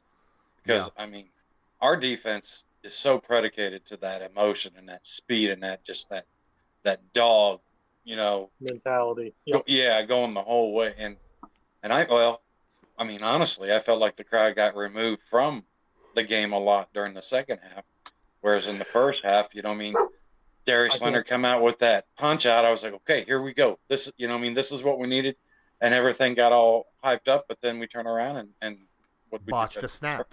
Yeah, turned it over on downs and stuff. And it was like that just didn't last long enough. Yeah. Like I said, I think week one is a weird week one every year. It always is because you got teams that aren't in sync with each other. You got a lot of new guys, a lot of new faces, teams that have, had injuries. You got new rookies that are working in, things like that. And especially teams that are starting with a new quarterback, right? Like New England, like Indy, it takes a minute. Last year was the same way. I wanted to say the same exact thing. I've seen this every year. I play fantasy football. You other guys probably do too. You have no idea who's going to blow up and who isn't. Josh Allen got me 17 points. He should have got 27, 28. You should have had Carson Wentz instead of Josh Allen. I had him on my bench, and he made 24.5. I should have played his ass, but I didn't know what he was going to do. Yeah, well, fantasy football players, when you're not sure, you put him on the bench and see what happens. I got a feeling he might be starting next week, but I don't know because the Rams' defense is so good. I picked him up off the waivers on week one. I stashed him on the bench because I think you don't need, this goes back into like you don't need Carson Wentz to be Peyton Manning. You just need him to be productive and play mistake-free football. Yeah, I mean, exactly. he was You have to 20. have You told- consistent if- in fantasy. I'm sorry. Lawrence. Go ahead. I'm just saying, Carson, stat wise, if I remember right, if I remember looking at the stats, was 28 of 35 for like 200. 67% percentage, 251 yards, 2 touchdowns, 0 interceptions. That's what I was getting ready to say. If you told me Carson Wentz was going to give me that every week, I'd sit there and go, all right, let's go. That'll Because work. all off season we've been like, we don't need him to be a superstar. We just need him to make 1 or 2 dynamic plays. But the team, like we keep saying, the team just wasn't a team. And I'll tell you If the right now, running game had been there, look at the running game. Well, We had nothing. that goes back In to the the running offense. game. That goes back to the offensive line. Yep. That That would have made the all is difference based right on the there. offensive line. Well, Yep. yeah, and that goes back to what you and loyalists were talking about in preseason when Yins were at camp, saying, "Hey, we're noticing that these guys are having a heck of a lot harder time in run plays run blocking, than they are doing in the pass protection." Mm-hmm. And how is normally like the opposite when you've got an offensive line that doesn't Yeah. necessarily mesh well together. They just want to get out there and hit somebody, especially on a pull. I'm just going to knock your head off. Pass protection is a much more finesse type of thing, and that's really kind of a bizarre nuance to this Colts team, I think. That's the Peyton Manning years. Well, like I said, we had pass blockers. But I mean, like I said, Kelly's dealing with the foot and the back, or Nelson. Quentin. Yeah, Nelson is. Kelly's still dealing with the elbow. His He's got a hyperextended brace. elbow. Yeah, he's wearing a brace, but he still says, it still smarts him once in a while. And him and Nelson hadn't been practicing together all training camp until this past week. Yep, 2 practices. That's all they've had together. Yeah. So I mean that. Let's say a prayer for Fisher. Let's say a prayer for Fisher possibly playing next week. He's getting practices in. Closer. Yeah, we'll see. Yeah. In my opinion, if he can play, and he doesn't have pain, real pain, the next day, then play him. If he's 80-90%. But if he's 80-90%, he's better than Davenport and a tight end. But if he's having any kind of flare-ups or anything of that nature after practice the next day, don't play him. Don't play him. Yeah, and make sure that he's in that book. Make sure he knows that book. Make sure that he's got the communication because. I'm sure he's got the book down. It's the he's been working communication, and that's what I'm saying. Get that communication and that, and which we've said a lot, guys. I mean, it wasn't a surprise that Quentin Nelson went on COVID protocol because he was constantly, him and Fisher were constantly throughout communicating and stuff. But that's the thing. If he's not there and he doesn't have the communication, give him another week. Well, put him out there against Tennessee, and give him his 2 full weeks of full practice, and then you should have all that worked out, I would think. Well, it's like Davenport. I mean, he had 3 weeks of practice before this week, right? If I remember correctly, 3 weeks. That's it. 3 weeks of starting with the ones because he had his issues that he dealt with during preseason, which is why he got his turn late. After Holden and Tevy. But it's obvious Fisher is miles above Davenport, at left tackle. I honestly believe if he's physically able to and you don't have any worry that there's going to be a setback by playing him, I would play him. But because I'm not worried about, I'm not all that. The only way they're going to get that communication and that going between him and Nelson is playing against teams, because practicing is one thing, but live game action reps is something completely different, So, but at the same time, like I said, I need him to be 100% to where there's not going to be any repercussions for playing. You know, Right. that's what I am most 100%. Yeah, I want to make sure that there's no chance that he's going to re-rupture that sucker or Well, tear it and or something. that's why I call this like our fourth preseason game, Yeah. because we were obviously trying to figure something out. You know, Well, we let's were be working on, let's but in the all when the teams have always, when we've been playing well, especially, you know, even back last year we went 11-5, you know, with an old quarterback who couldn't run. And a So left tackle we that did was things having right. issues staying on the field. And he had a big bad toe, by the way. Yeah. He was playing with, and we had it down. We had what we needed to do down, and we made the adjustments we needed to make.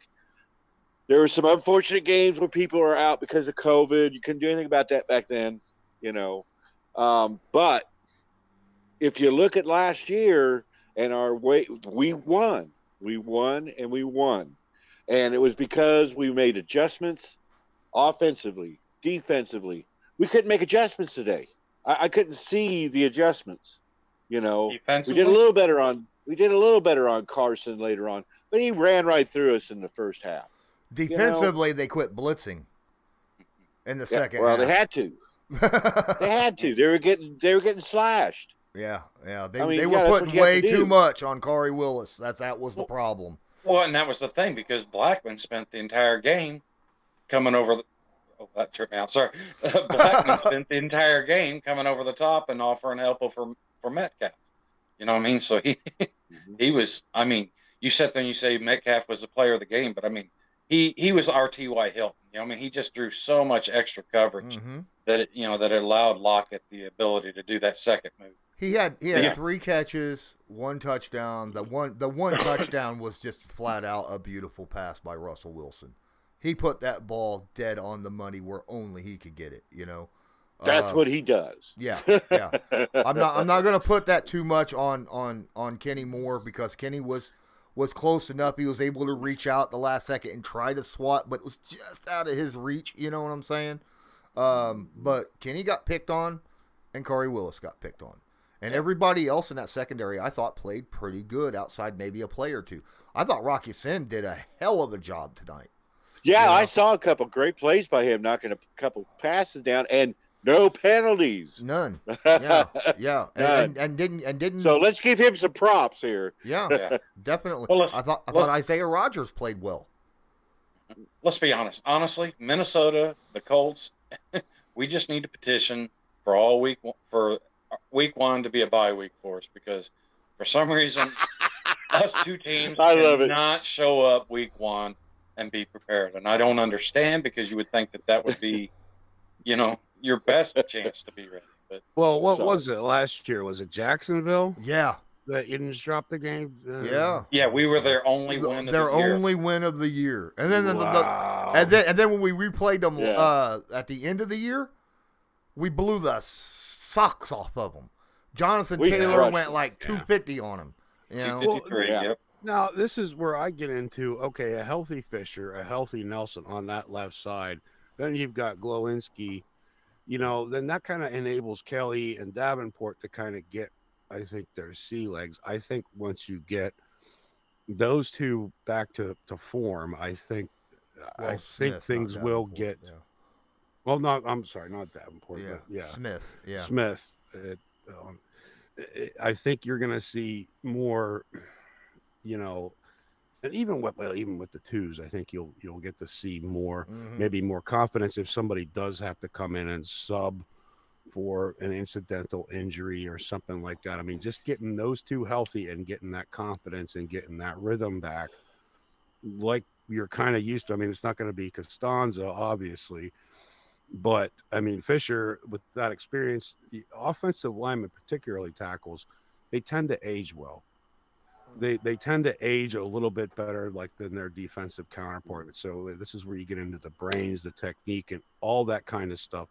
I really think that once those two get back into quote unquote football shape, that it'll be a real boon for the rest of the offense, regardless of what is going on. And I agree completely. Then that's what makes that whole the performance or lack of performance that Braden Smith gave us today.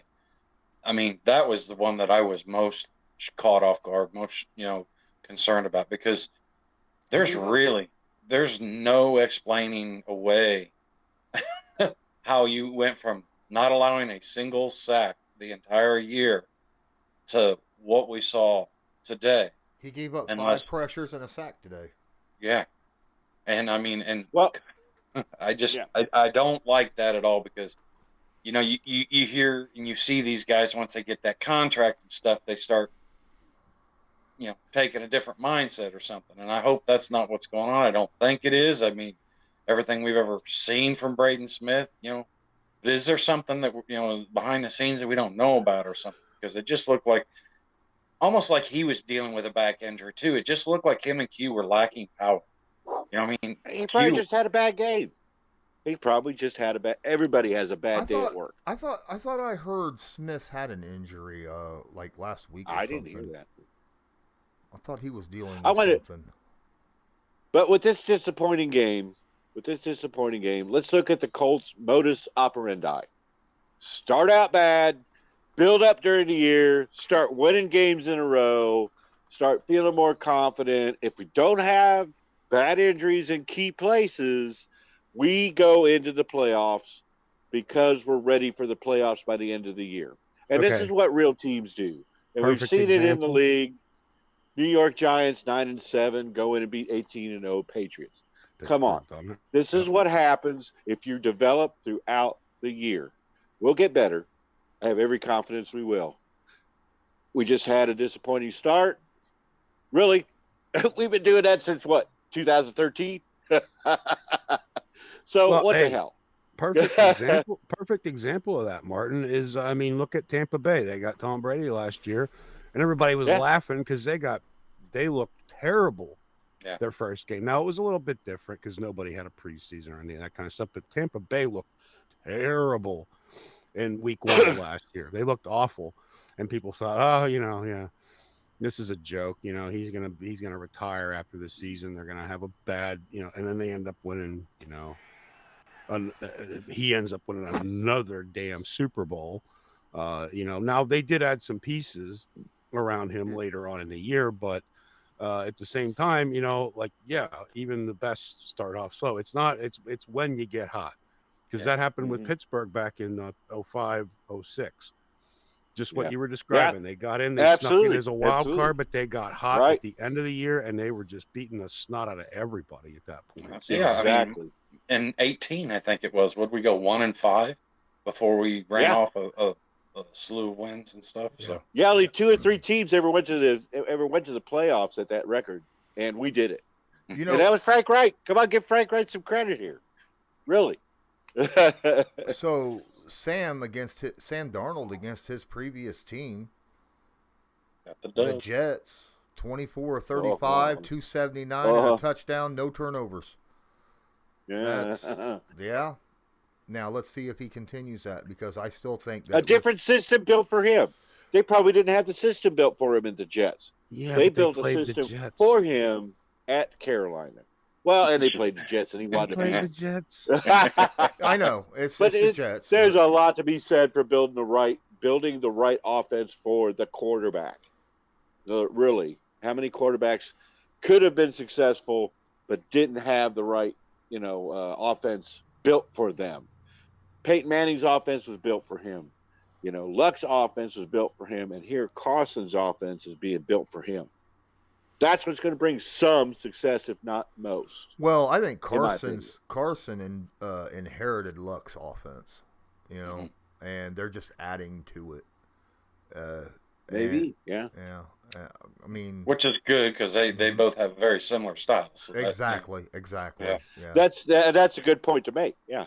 I'll tell you right now, though. That's fine if it's successful. But what we have that Andrew Luck didn't have is Jonathan Taylor. And it didn't happen today. Although he did get 60 yards in the air, which is great, we have to have him drive down that middle and beat the crap out of everybody, so that by the third or fourth quarter, he's ripping off 50-yard runs. That's just all there is to it. That's how this running game has to work for every team that has a running game. So everybody here, I assume, watched the Dallas Tampa Bay game? Oh, that was a All great game. Sure did. I loved Okay. it. It was a dandy. Except It was that a good one. Dallas lost, and I hate Tom Brady and didn't want him to win. I didn't want either one of them to win, so I lost either I way. know I wanted them both to lose. Call that one the toilet. Call that one the toilet bowl, folks, because we don't care if both of these teams get flushed. We don't care. Yeah, okay? but it was You know- still a fun game to watch. it Yeah, was it a was. good game. And Amari Cooper got me 38.9 points on my fantasy team. So, Yeah. I'll take I that don't- all day long. Well, Amari Cooper's a beast, and He is. That's why I picked him. yeah, I knew he was going to have a heck of it. I mean, let's face it, Dak Prescott is surrounded on offense. I mean, surrounded by playmakers. Now, if Ezekiel Elliott could ever, get his head out of his butt and start playing like the guy that they paid him to be, then they'd be unstoppable on offense. But I don't know if that. Well, look how well he did. Look how well Prescott did after an injury. Mm-hmm. After a bad injury. Oh, he looked. He came out there fantastic after and balled out, dude. He balled that. out. He did. Then they throw Gronkowski at you from the Tampa Bay side. And it was like, you got to be kidding me. I passed up Gronkowski. I've got him on waivers right now. Hopefully I'll pick him up. But Well, I mean, if you look at that was another situation in terms of at the end of that game. This goes back to McCarthy again. He's a Western Pennsylvania dude. I try to root for the guy, but hey, look, where the hell is the slant? When you're down in the red zone, where the hell is the slant? And you're like The quick slant. Yep. where is it?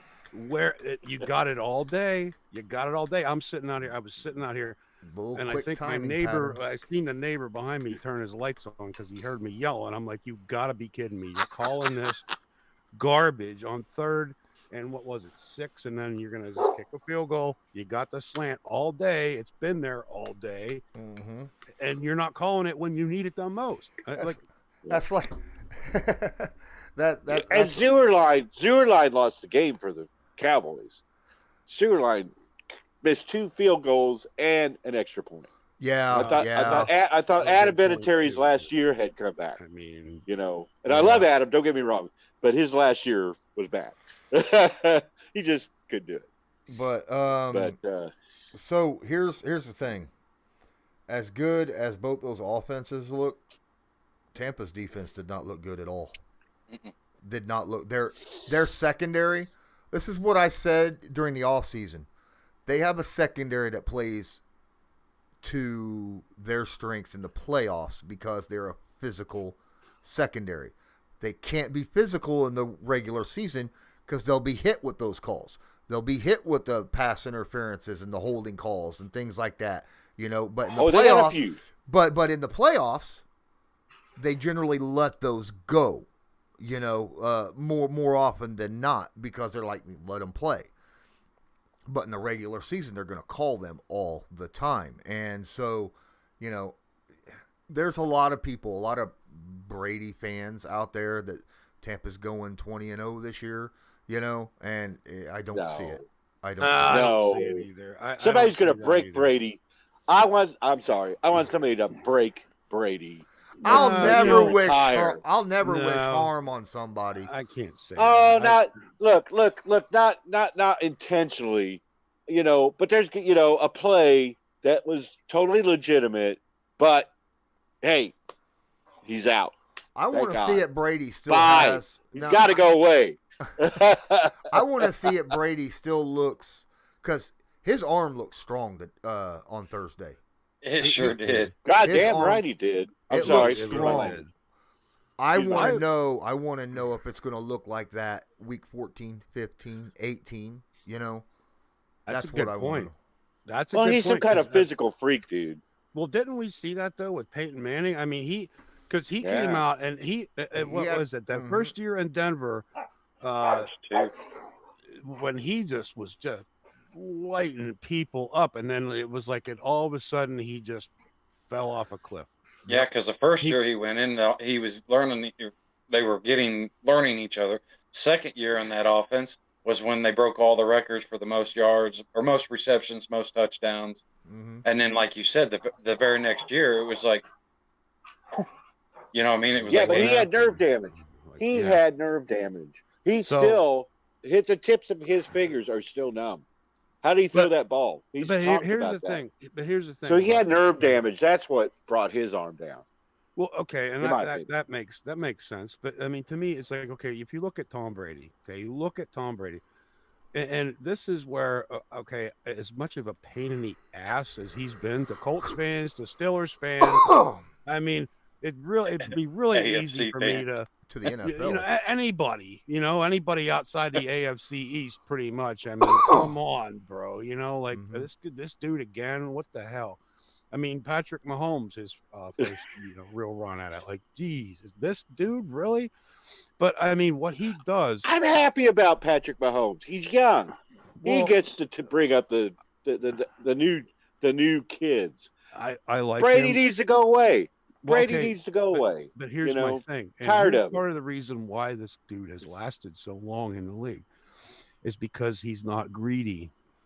Yeah. He's a damn good competitor. He works his ass off. I mean, as much of a kind of a D-bag as he might come across as something. Did you see that Subway commercial with him in it? That was like a cologne commercial. I thought it was hilarious. He's starting to kind of let his sense of humor come out a little bit now, But I mean, as much of a D-bag as the guy might come across to people as, it's like, okay, he takes a pay cut. He takes less money so that the team can put other pieces around him. And I mean, to me, I respect the hell out of that because Pittsburgh was almost a dumpster fire. Well, it kind of was the last part of last year. It was a dumpster fire. The worst 11-0 team in the history of the NFL. I mean, let's get real here. Because we were overpaying, for a quarterback. And they've always had that. He's always had that mentality. He realizes, hey, look, I'm not going to take, all this cap space up because then what am I playing with a bunch of, Pee-wee League kids on my team? You know what I mean? Like, and he's always had that. So that's how the Patriots done it. They always had the money to be able to put other pieces around him so that they could continue to succeed. He played with team smarts. I think Chris Ballard does that. Don't you think, you guys, asking all of you? Chris Ballard is going to offer you what he thinks you're worth. Obviously, he thought Darius Leonard was worth the most as a linebacker. But there's some other young linebackers coming up, and they're going to get paid more than Darius Leonard eventually. He Right. knows Well, that. What scares me He's about working that money. He's working that money carefully to keep the right players with the right amount of money. And if they get greedy, I don't know what Chris will do. I haven't seen anybody get greedy yet, actually, in news reports anyway, that anybody on our team's ever gotten greedy, So if the players work with the situation, you don't know what's going on behind the scenes with both Ballard and the agents, that they're coming to reasonable amounts so that he can keep the team going and pay everybody, and there must be some really smart bean counters here. I'll say, go ahead. I think that's what Chris Ballard is doing with our team. You're right about Tom Brady. You're absolutely right. I've always respected that one thing out of him. Everything else, dude needs to go. Well, I mean, he's not going to go anywhere because, as long as he's know. still winning and playing winning football. Now, if he starts to fall off like Manning or Breeze did, with their arm, then, being a pocket quarterback, then yeah, I expect him to step away. But if he's still slinging the ball and winning games, and he'll be there. The Nyheim Hines contract. I know I haven't really talked a whole lot about that. We did the little thing the other day, but I think that was a fantastic deal.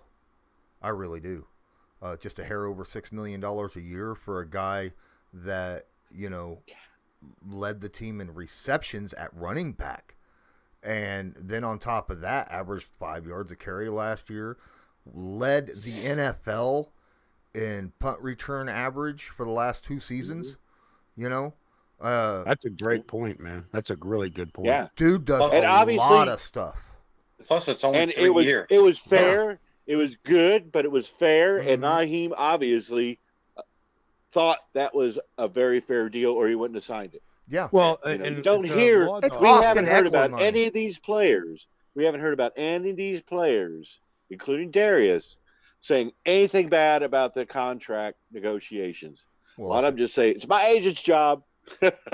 And what do you know? All of a sudden we hear they're signing it. No big deal. No craziness. No greediness. Just move on. We got the contract signed. Let's go. Well, and here's And the I like interesting that. thing about that for running backs is I think a lot of these guys are realizing that teams don't want to pay top dollar for a running back because just the nature of the position, and it's unfortunate.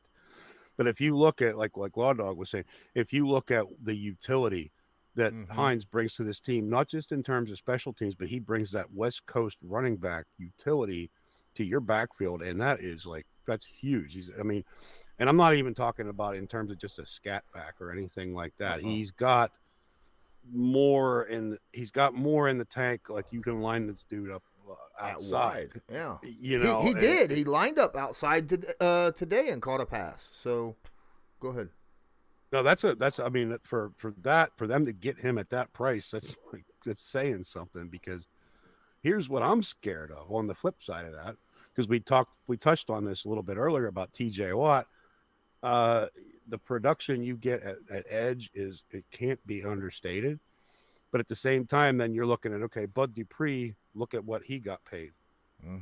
There's no way we can pay everybody on that defense that kind of money. Then you got Devin Bush, who is he reminds me of Larry Foote. He's like a field general. That dude is sharp.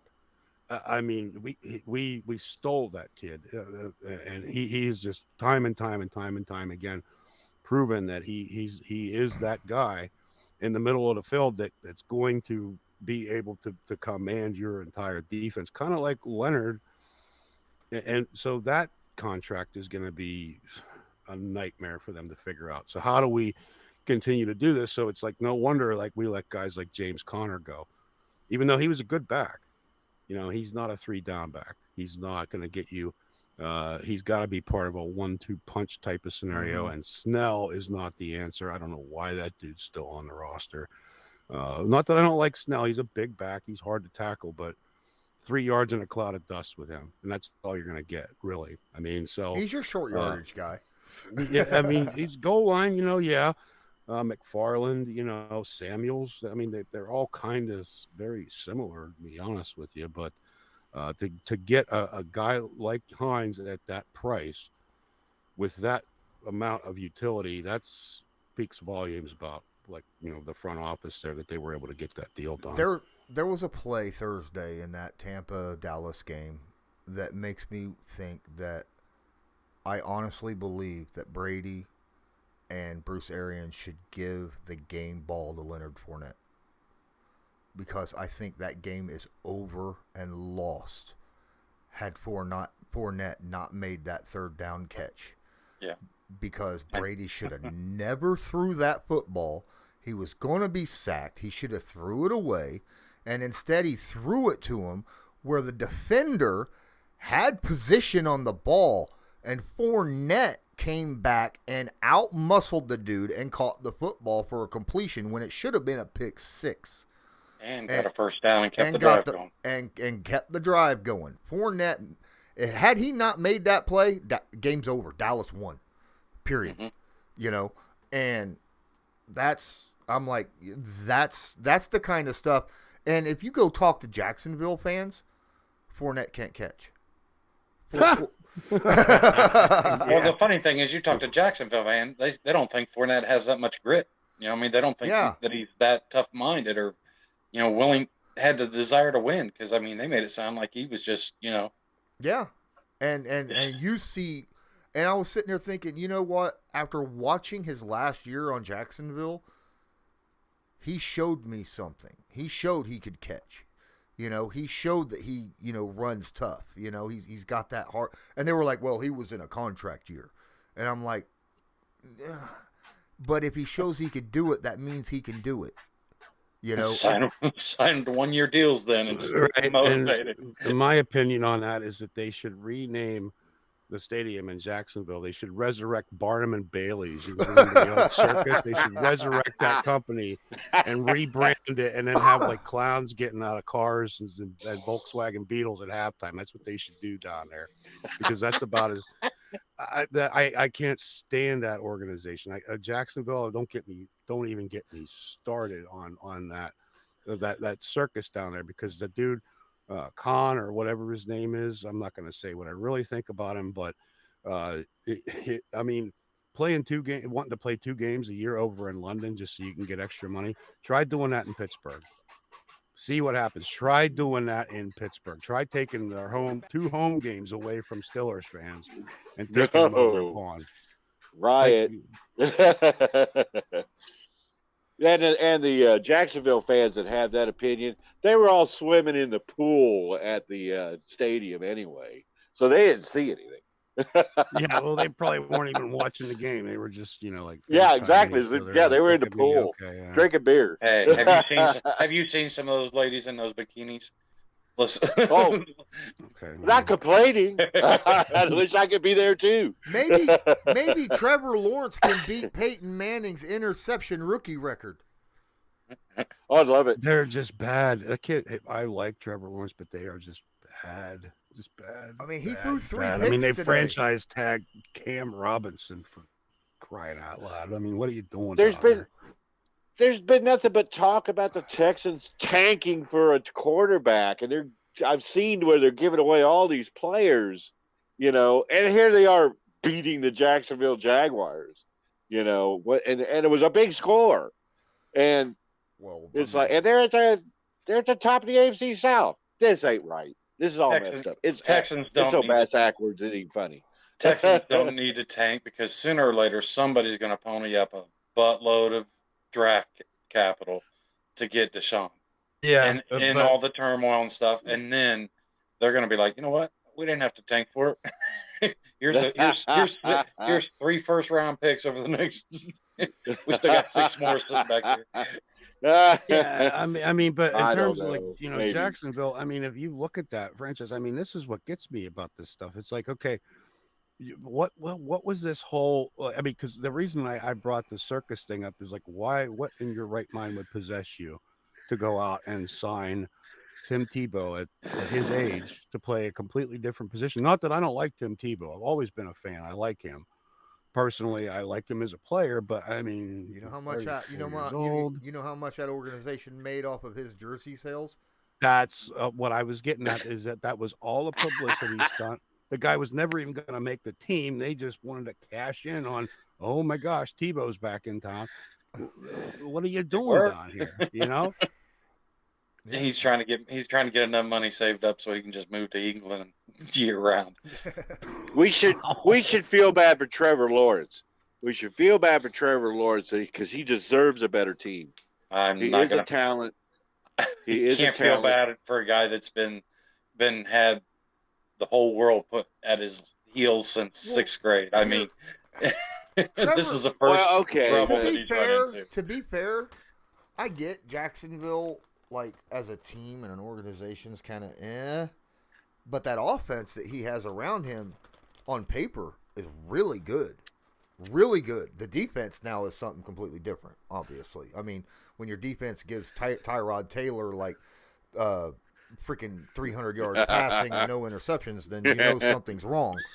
And their O-line made our O-line. When has Tyrod Taylor ever done that? Against Jacksonville. But I mean, but he threw 3 interceptions to a team. He's got good receivers on that team. He's got running backs that can catch the football.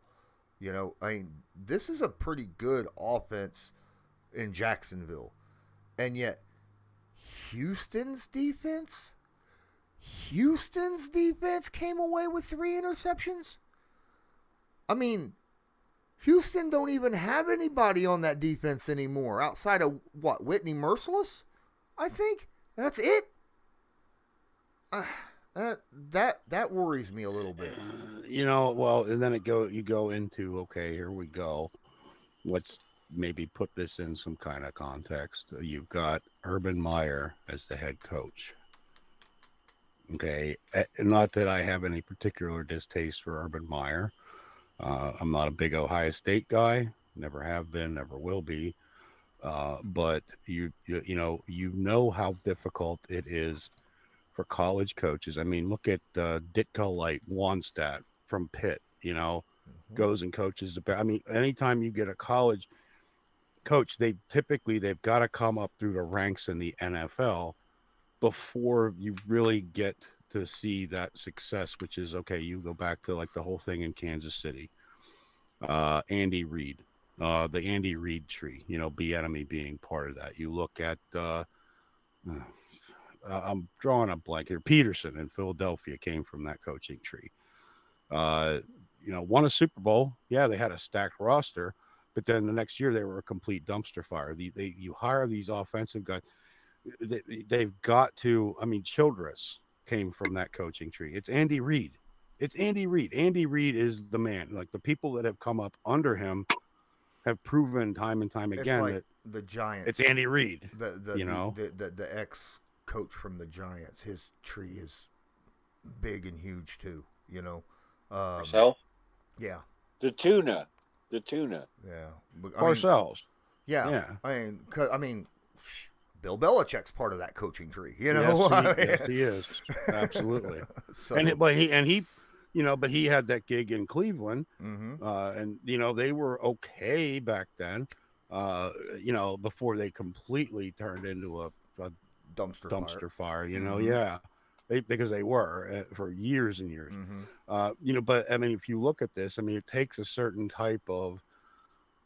It's kind of bizarre because then you get a guy like Mike Tomlin, who he was a defensive coordinator in Tampa, with the Tampa 2 thing, which I've never been a fan of. But then he turns out to have some success. So what is it that, and he didn't really come from, he didn't really have a pedigree, so to speak, when it comes to these hires that you get with people who come from a coaching tree. Holmgren was another one. Buddy When Ryan. you think about that, Buddy Ryan, was Mhm. another one. When you think about stuff like that, that these guys don't necessarily have a pedigree, Mhm. so to speak. They're just very good at what they do. Yeah. So I feel like when you hire somebody based on pedigree alone, you're doing yourself a disservice. And then you had people complaining about the enemy not getting a head coaching job, blah blah blah. Okay, and they wanted to make it like about a race issue when if you really look at this kind of stuff, it's like, no, the people thought the enemy should have a head coaching job because of his pedigree. And he was a running backs coach at Colorado, for crying out loud, before Reed brought him back into the fold. And then Reed's like, hey, just do what I tell you. Just follow my lead here, and we'll figure this out. Um, Something to that, Joe, is it also depends on the type of coach. Okay, because like for example, if you get a Tony Dungy coach, somebody that makes it a much more inclusive, much more of a group building process. I mean, I feel like the coaches get more from that. Whereas from what I've gathered from Belichick is he gives you what he wants you to have. You know what I mean? Like, the offensive coordinator gets this part. I heard somebody say that Belichick teaches those guys the most they know about football. He doesn't teach them the most he knows about football. Whereas, with the Frank Reich and the Tony Dungy, they're much more of a no, let's solve this puzzle together. Let's build this team together type of situation. So I think that would also affect, which type of coaching tree you would want to try to get That's somebody from. that's why the Belichick tree generally doesn't succeed because they don't get all the information. They're good at their one spot. You know, if you're Yeah. a good defensive coordinator under Belichick, you're a darn good defensive. I mean, or special teams coordinator because Belichick's special teams coordinator. Yeah. But then Well, you got guys like Frank Reich where they're like, let's get everyone together, let's talk this through, figure out stuff, and then your offensive coordinator Nick Sirianni gets a head coaching job, and everybody's like, why Nick Sirianni over Bellamy? And then the Eagles go out there and completely destroy their opposing team on week one. Uh, Yeah, which I mean, because I was not like really thinking that Philadelphia was going to be anything special this year because, and maybe it was a simple matter of I don't know. I'm not particularly a fan of that front office. Yeah. I think the Right. media in Philadelphia, I think they allow too much. I think the front office allows too much influence when it comes to stuff like I would not want to play there. I would not want to coach there. I do kind of respect the Philadelphia Eagles simply because the Pittsburgh Steelers would not exist if it wasn't for the Philadelphia Eagles. But that you're talking that goes all the way back to World War II and that, Way but, back. yeah, way back. Same with the Pitt Card. I mean, it's the same thing with Oh, yeah.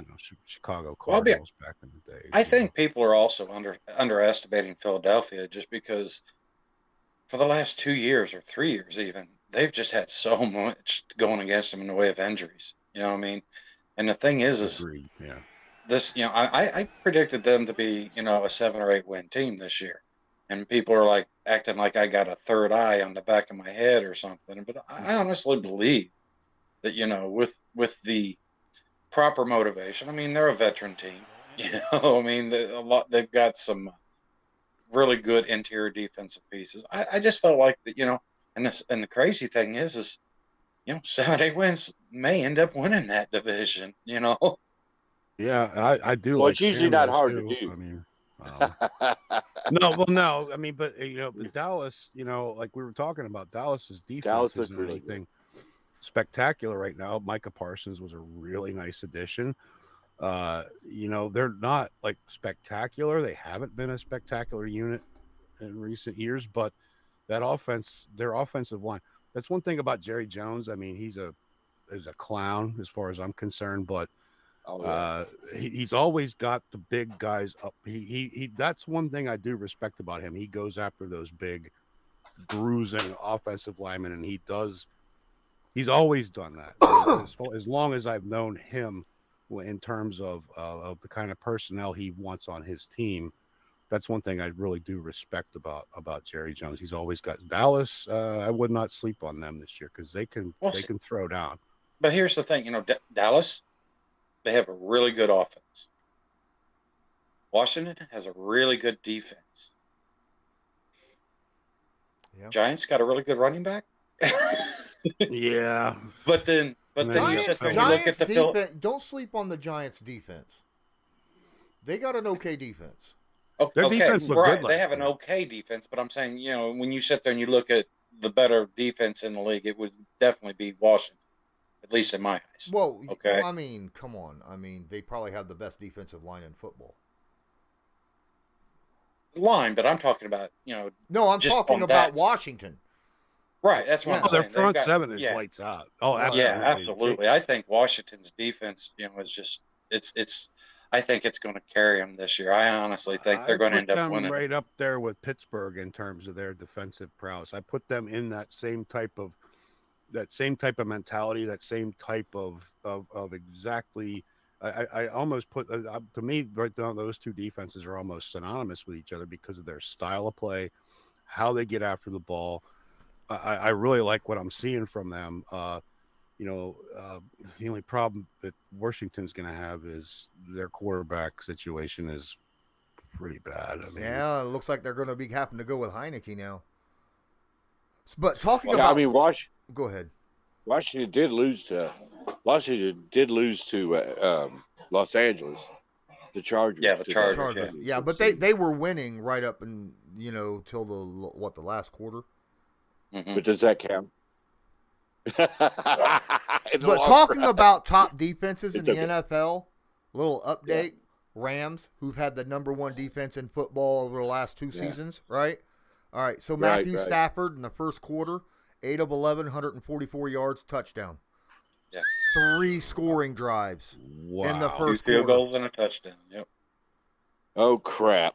So now, not only do they have the number one defense in the NFL, but Matt Stafford makes this offense scary.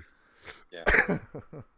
Crap. Yes, I mean, he should. He's been a great quarterback. Man, I was Detroit Lions are a crappy organization. Yeah, Finally and got out I've of it. always been a big Stafford fan. I've always Yeah. liked him. Oh, He's I love gritty, he's Stafford. tough, he's Mhm. he's he is just he's a worker. He's he's one of those types of guys. He just comes, brings his lunch pail to work every day. I love this dude. I wasn't sure about the amount of capital that LA gave up to get him, Well, but I hope it works out. That's one of the things I am most curious about this season is to see how he fits in to that system. that one of those first round picks was for the Lions to eat a lot of Jared Goff's contract. Not just the bonuses, but his regular salary of the contract. They actually put that in the trade. They ate almost the majority of Jared Goff's contract so that the Rams didn't have to pay it. So And let's note too that the Lions San Francisco game, Lions lost, but it was 41-33. yeah, So there's some scoring going on over there in Detroit with whatever they have. well, with Goff. think about this though. Stafford had 3 scoring drives and no non-scoring drives against the Chicago defense in the first quarter. Chicago's defense ain't no joke either. No, they're not. I mean, Mac isn't what he used to be, but he's still he Yeah, can That's still what we lay loved it about down. Manning all those years. and they got number 58 over there, who will be getting paid next year as well. Roquan Smith. Yeah, Raquan Smith at the linebacker position. They got a good cornerback out there. They've got a good defense. It's just, man, if you can't stop Matt Stafford, if a defense like Chicago can't stop Matt Stafford, then there's teams that are going to just be like. I'm scared of next week. I am scared of next week. I've heard 3 people even before kickoff today, sit there and say that they like the matchup between Los Angeles and us better than they did between the matchup between us and Seattle. The only thing I like is the fact that we have pass catching running backs and good tight ends. Those can take advantage of a weak linebacking core because that's the only weakness that LA has. They got good safeties, they got good corners, they got good defensive line for the most part. Their edge rushers ain't the best, but you don't need a lot of edge rush when you have probably the best defensive lineman in football right now. I'm not even going to say probably. You have the best defensive lineman in football currently, in Aaron Donald. So, I mean, it'd be nice if they had good edge. Could you imagine if like somehow they picked up somebody else that could get edge besides Donald? Oh my goodness. That'd be like getting a really good. I mean, that's just. Well, okay. Now, see, Pretty this is kind of madness. interesting that you bring this up because this is something we talked about earlier. With you think about how Pittsburgh let Dupree go, and he was one of those really exciting players. He's just real twitchy. He's got that speed. He's just an exciting player to watch. He can get to the quarterback. He can get after it. But then, you have T.J. Watt on the other side. And you talk about in terms of when you talk about the edge production, you talk about bookends. Okay, from my thinking, pass rushers, premium pass rushers come at a premium price. Looking at Highsmith this past couple years, I said I'm not worried about losing Dupree. I'm not worried about losing Dupree because I think Highsmith is a more versatile, more well-rounded type of linebacker. To play on maybe that weak side or, the 3-4, you can't really say, there's no really such thing as a Sam linebacker. But I mean, I feel like you need that type of utility in a 3-4 defense where you've got a guy who can just plain get after it with the interior production you get from Hayward and Tuitt. You add a guy like Highsmith on the outside who can get around. He can make some waves on the outside. But at the same time, he's batting balls down. He's, he's chasing down running backs. He's chasing the play kind of like, and he's almost like a compliment more to Devin Bush than he is to a TJ Watt type of guy. The way I feel about this now is I would rather see, you've got pay, and he showed up today. The kid earned his paycheck today. He really did. But I would almost rather see, uh, you know, um, the interior production. I would rather build a team with a really really solid interior rush, just blowing people off the line of scrimmage. I think that's where you really get. That's what makes your pass rushers so dynamic. So in terms of paying these guys top dollar, especially when they're in a contract year, I don't think it ever really tends to work out. Uh, well, I mean, it does sometimes. Sometimes it doesn't. It's hit and miss with that.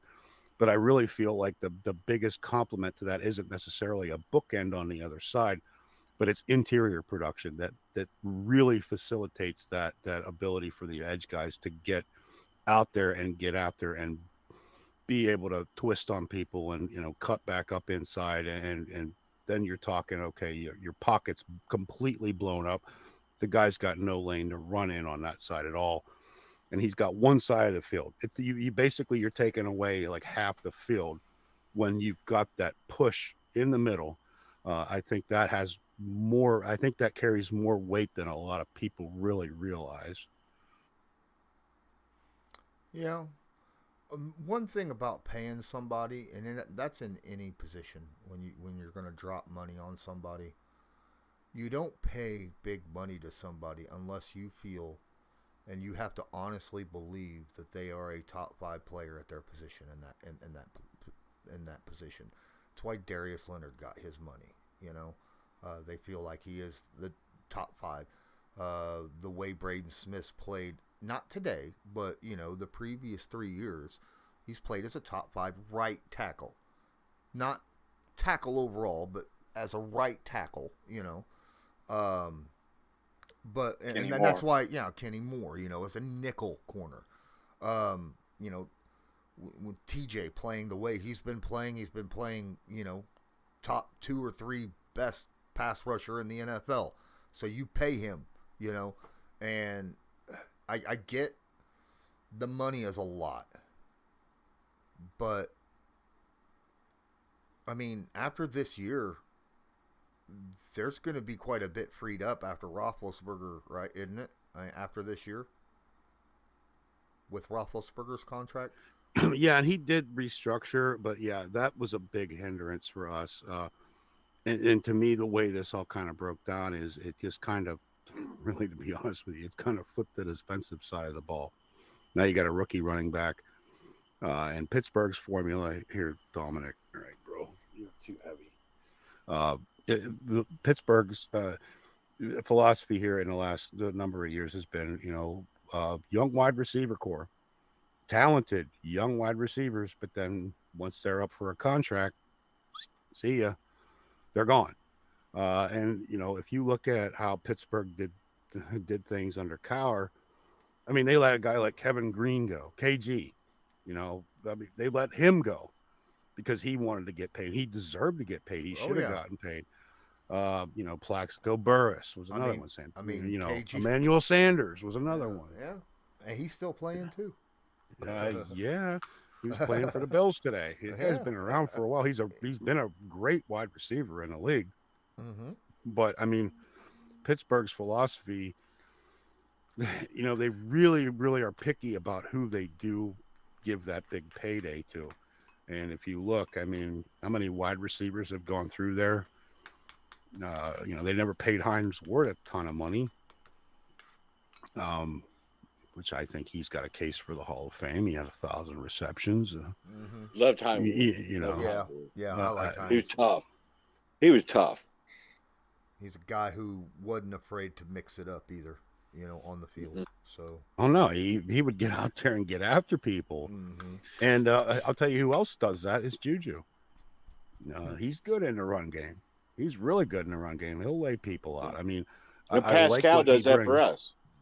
Pascal does that. And I really like I like that because underneath, especially on being able to seal off the outside. I mean, if you look, there was a play in the Kansas City game, and I think it was Peoples Jones who was on the left side, and they ran, off tackle to Chubb, and the whole offensive line just completely dominated the defensive side of the ball. But Peoples Jones was out there and had his man like 10 yards away. The hole, you could have drove an earth mover through that hole, and a lot of that had to do with Peoples Jones. And Lawrence, you're laughing, Lawrence. I'm telling you right now, you could have put 2 earth movers side by side. I mean, this hole was I've never seen a hole so big in the NFL. I was like, what did everybody do? Just hurry up and leave that part of the field. I mean, and it was either in the red zone or just outside the 20, and he walked it right in, didn't even get touched. Yep. No, I just realized, guys, my stomach is killing me. And I gotta go to work. We've been on for I gotta sleep to go to work. 2.5 hours, guys. Yeah. All right. Can I say just a couple more things? We'll just say a couple quick things. Sure. Sirianni with Philadelphia, I'm very happy for him right now. Yeah. I think he was a offensive coordinator. He obviously worked with a good offensive coordinator, and he's found an offensive team built around Jalen Hurts. Yeah. And I've said that many, many times, and I'm going to keep saying it. He did something that worked with Jalen Hurts. Second, Marcus Brady, our offensive coordinator, is getting huge props, as I hear throughout, the sports land, for his ability to have such a great memory, how well he knows football. He came from the Canadian League, right? Yeah. Which I thought was great. I think that's great. You watch Canadian football, it's pass. You got 15 yards to get 3 downs. That's let's work on 10 yards every 2 downs, right? Our quarterback's coach is also from the Canadian League. Yeah. I think this is a good thing for Carson. I said it earlier. It's our 4th preseason game. We weren't ready. We didn't have enough practice. It's okay. Plus, we lost, and we know how our team is when we lose. They go back in the locker room and going, guys, this ain't gonna happen again. Let's get together. We got to work hard this week, and we got the Rams coming up. Are we gonna beat them? I don't know. It may be a fluke if we do. They're, like you said, they're tough. Matthew Stafford and their defense. But if we can keep it close, and maybe in the 4th quarter, or we can take it to overtime, maybe we have a chance. I want a close game. I don't want to go out. I want a chance. I want a chance. If we lose 31-28, I'm okay with that. Yeah. I'll be like, you know what? We fought our asses off, And especially if it was a lot like the Tampa Bay Dallas game where it came down to the end. Whoever had the ball last. You don't leave Tom Brady a minute and a half. For Christ's sake. You don't ever leave Tom Brady a minute and a Not half. for a field goal. Does anybody know this by now? Especially just to get a field goal. Yeah.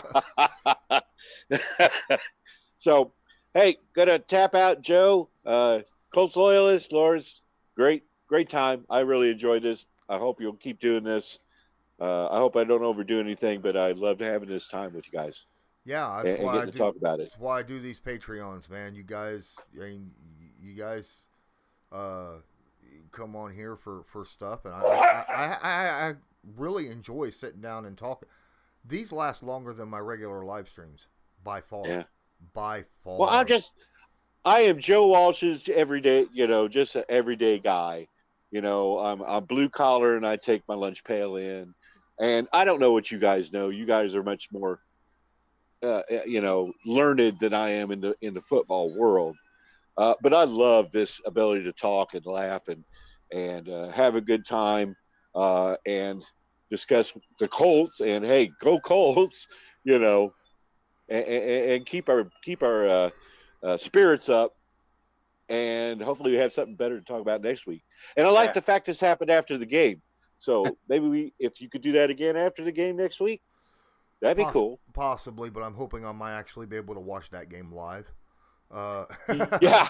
Not actually be there, but actually watch it while it's playing rather than have to go back. Yeah. No, it could be the next day. It could be the next day because then we could talk about all of the NFL just like we did. Yeah. Which I really enjoyed. Yep. So All right. great. Any You close- guys, I'll take care. Thank you. later. All right, Martin. Martin. Go hey, Colts. Go Colts. Yeah, and Absolutely. I absolutely agree with Good night. you. Night. You obviously know I'm here, but more often than not, it's the same thing with me. I do like watching as many games as I possibly can and talking about this stuff because I mean, you just don't just talk about just Colt stuff, but Lawrence, I'm too mentally weak for this. it's just it's a great time. So Okay. what's he doing? Oh my God! So far, I've been in every part of the screen, and I'm like, oh, Now he's just giving you the business. yeah. But yeah, I mean, it is. It's always great. You know, and like I said, I wanted to watch the Colts game. I didn't get it in my area. I could have watched it, but I had to watch the Pittsburgh game. Well, yeah. That's a game I was absolutely. actually going to go to when we were still up in New York, but then the whole thing up there Yeah. kind of. I had to get the hell out of that state. Let's just put it that way. Well, Joe, we No. needed a winner mentality, a winner's experience. Yeah, right. On right. the show. Well, I mean, come on, they're gonna get there. Oh, I know. Indianapolis is gonna get there. They just gotta kind of get out of their own way right now because Yeah. they've got all the pieces, you know. Yeah. Oh, yeah. I mean, the way I see it, the biggest question mark walking into this season was how's Carson Wentz going to look, and Yeah. Carson Wentz looked pretty damn good. So And you know Carson's got to be going, I came here for this offensive line. What is going on? That's why I was like, maybe he's not getting us in the right play calls or something. I don't know. It is what it is, guys. But Yeah. like I said, I need to get myself situated, figure out if I'm hungry, if I need to go to the bathroom. I don't know, but stomach is hurting. But appreciate you guys being on here. Always fun, Joe. Loyalist. You know, love having you on every time. You know, every time. Oh, you don't have to say it that way. Every time. No, man, I love having you as a co-host because it's much better to have someone bounce off of, and you've gotten so much better at presenting yourself over the last 3 months. So I appreciate all the work. I got to you get put in.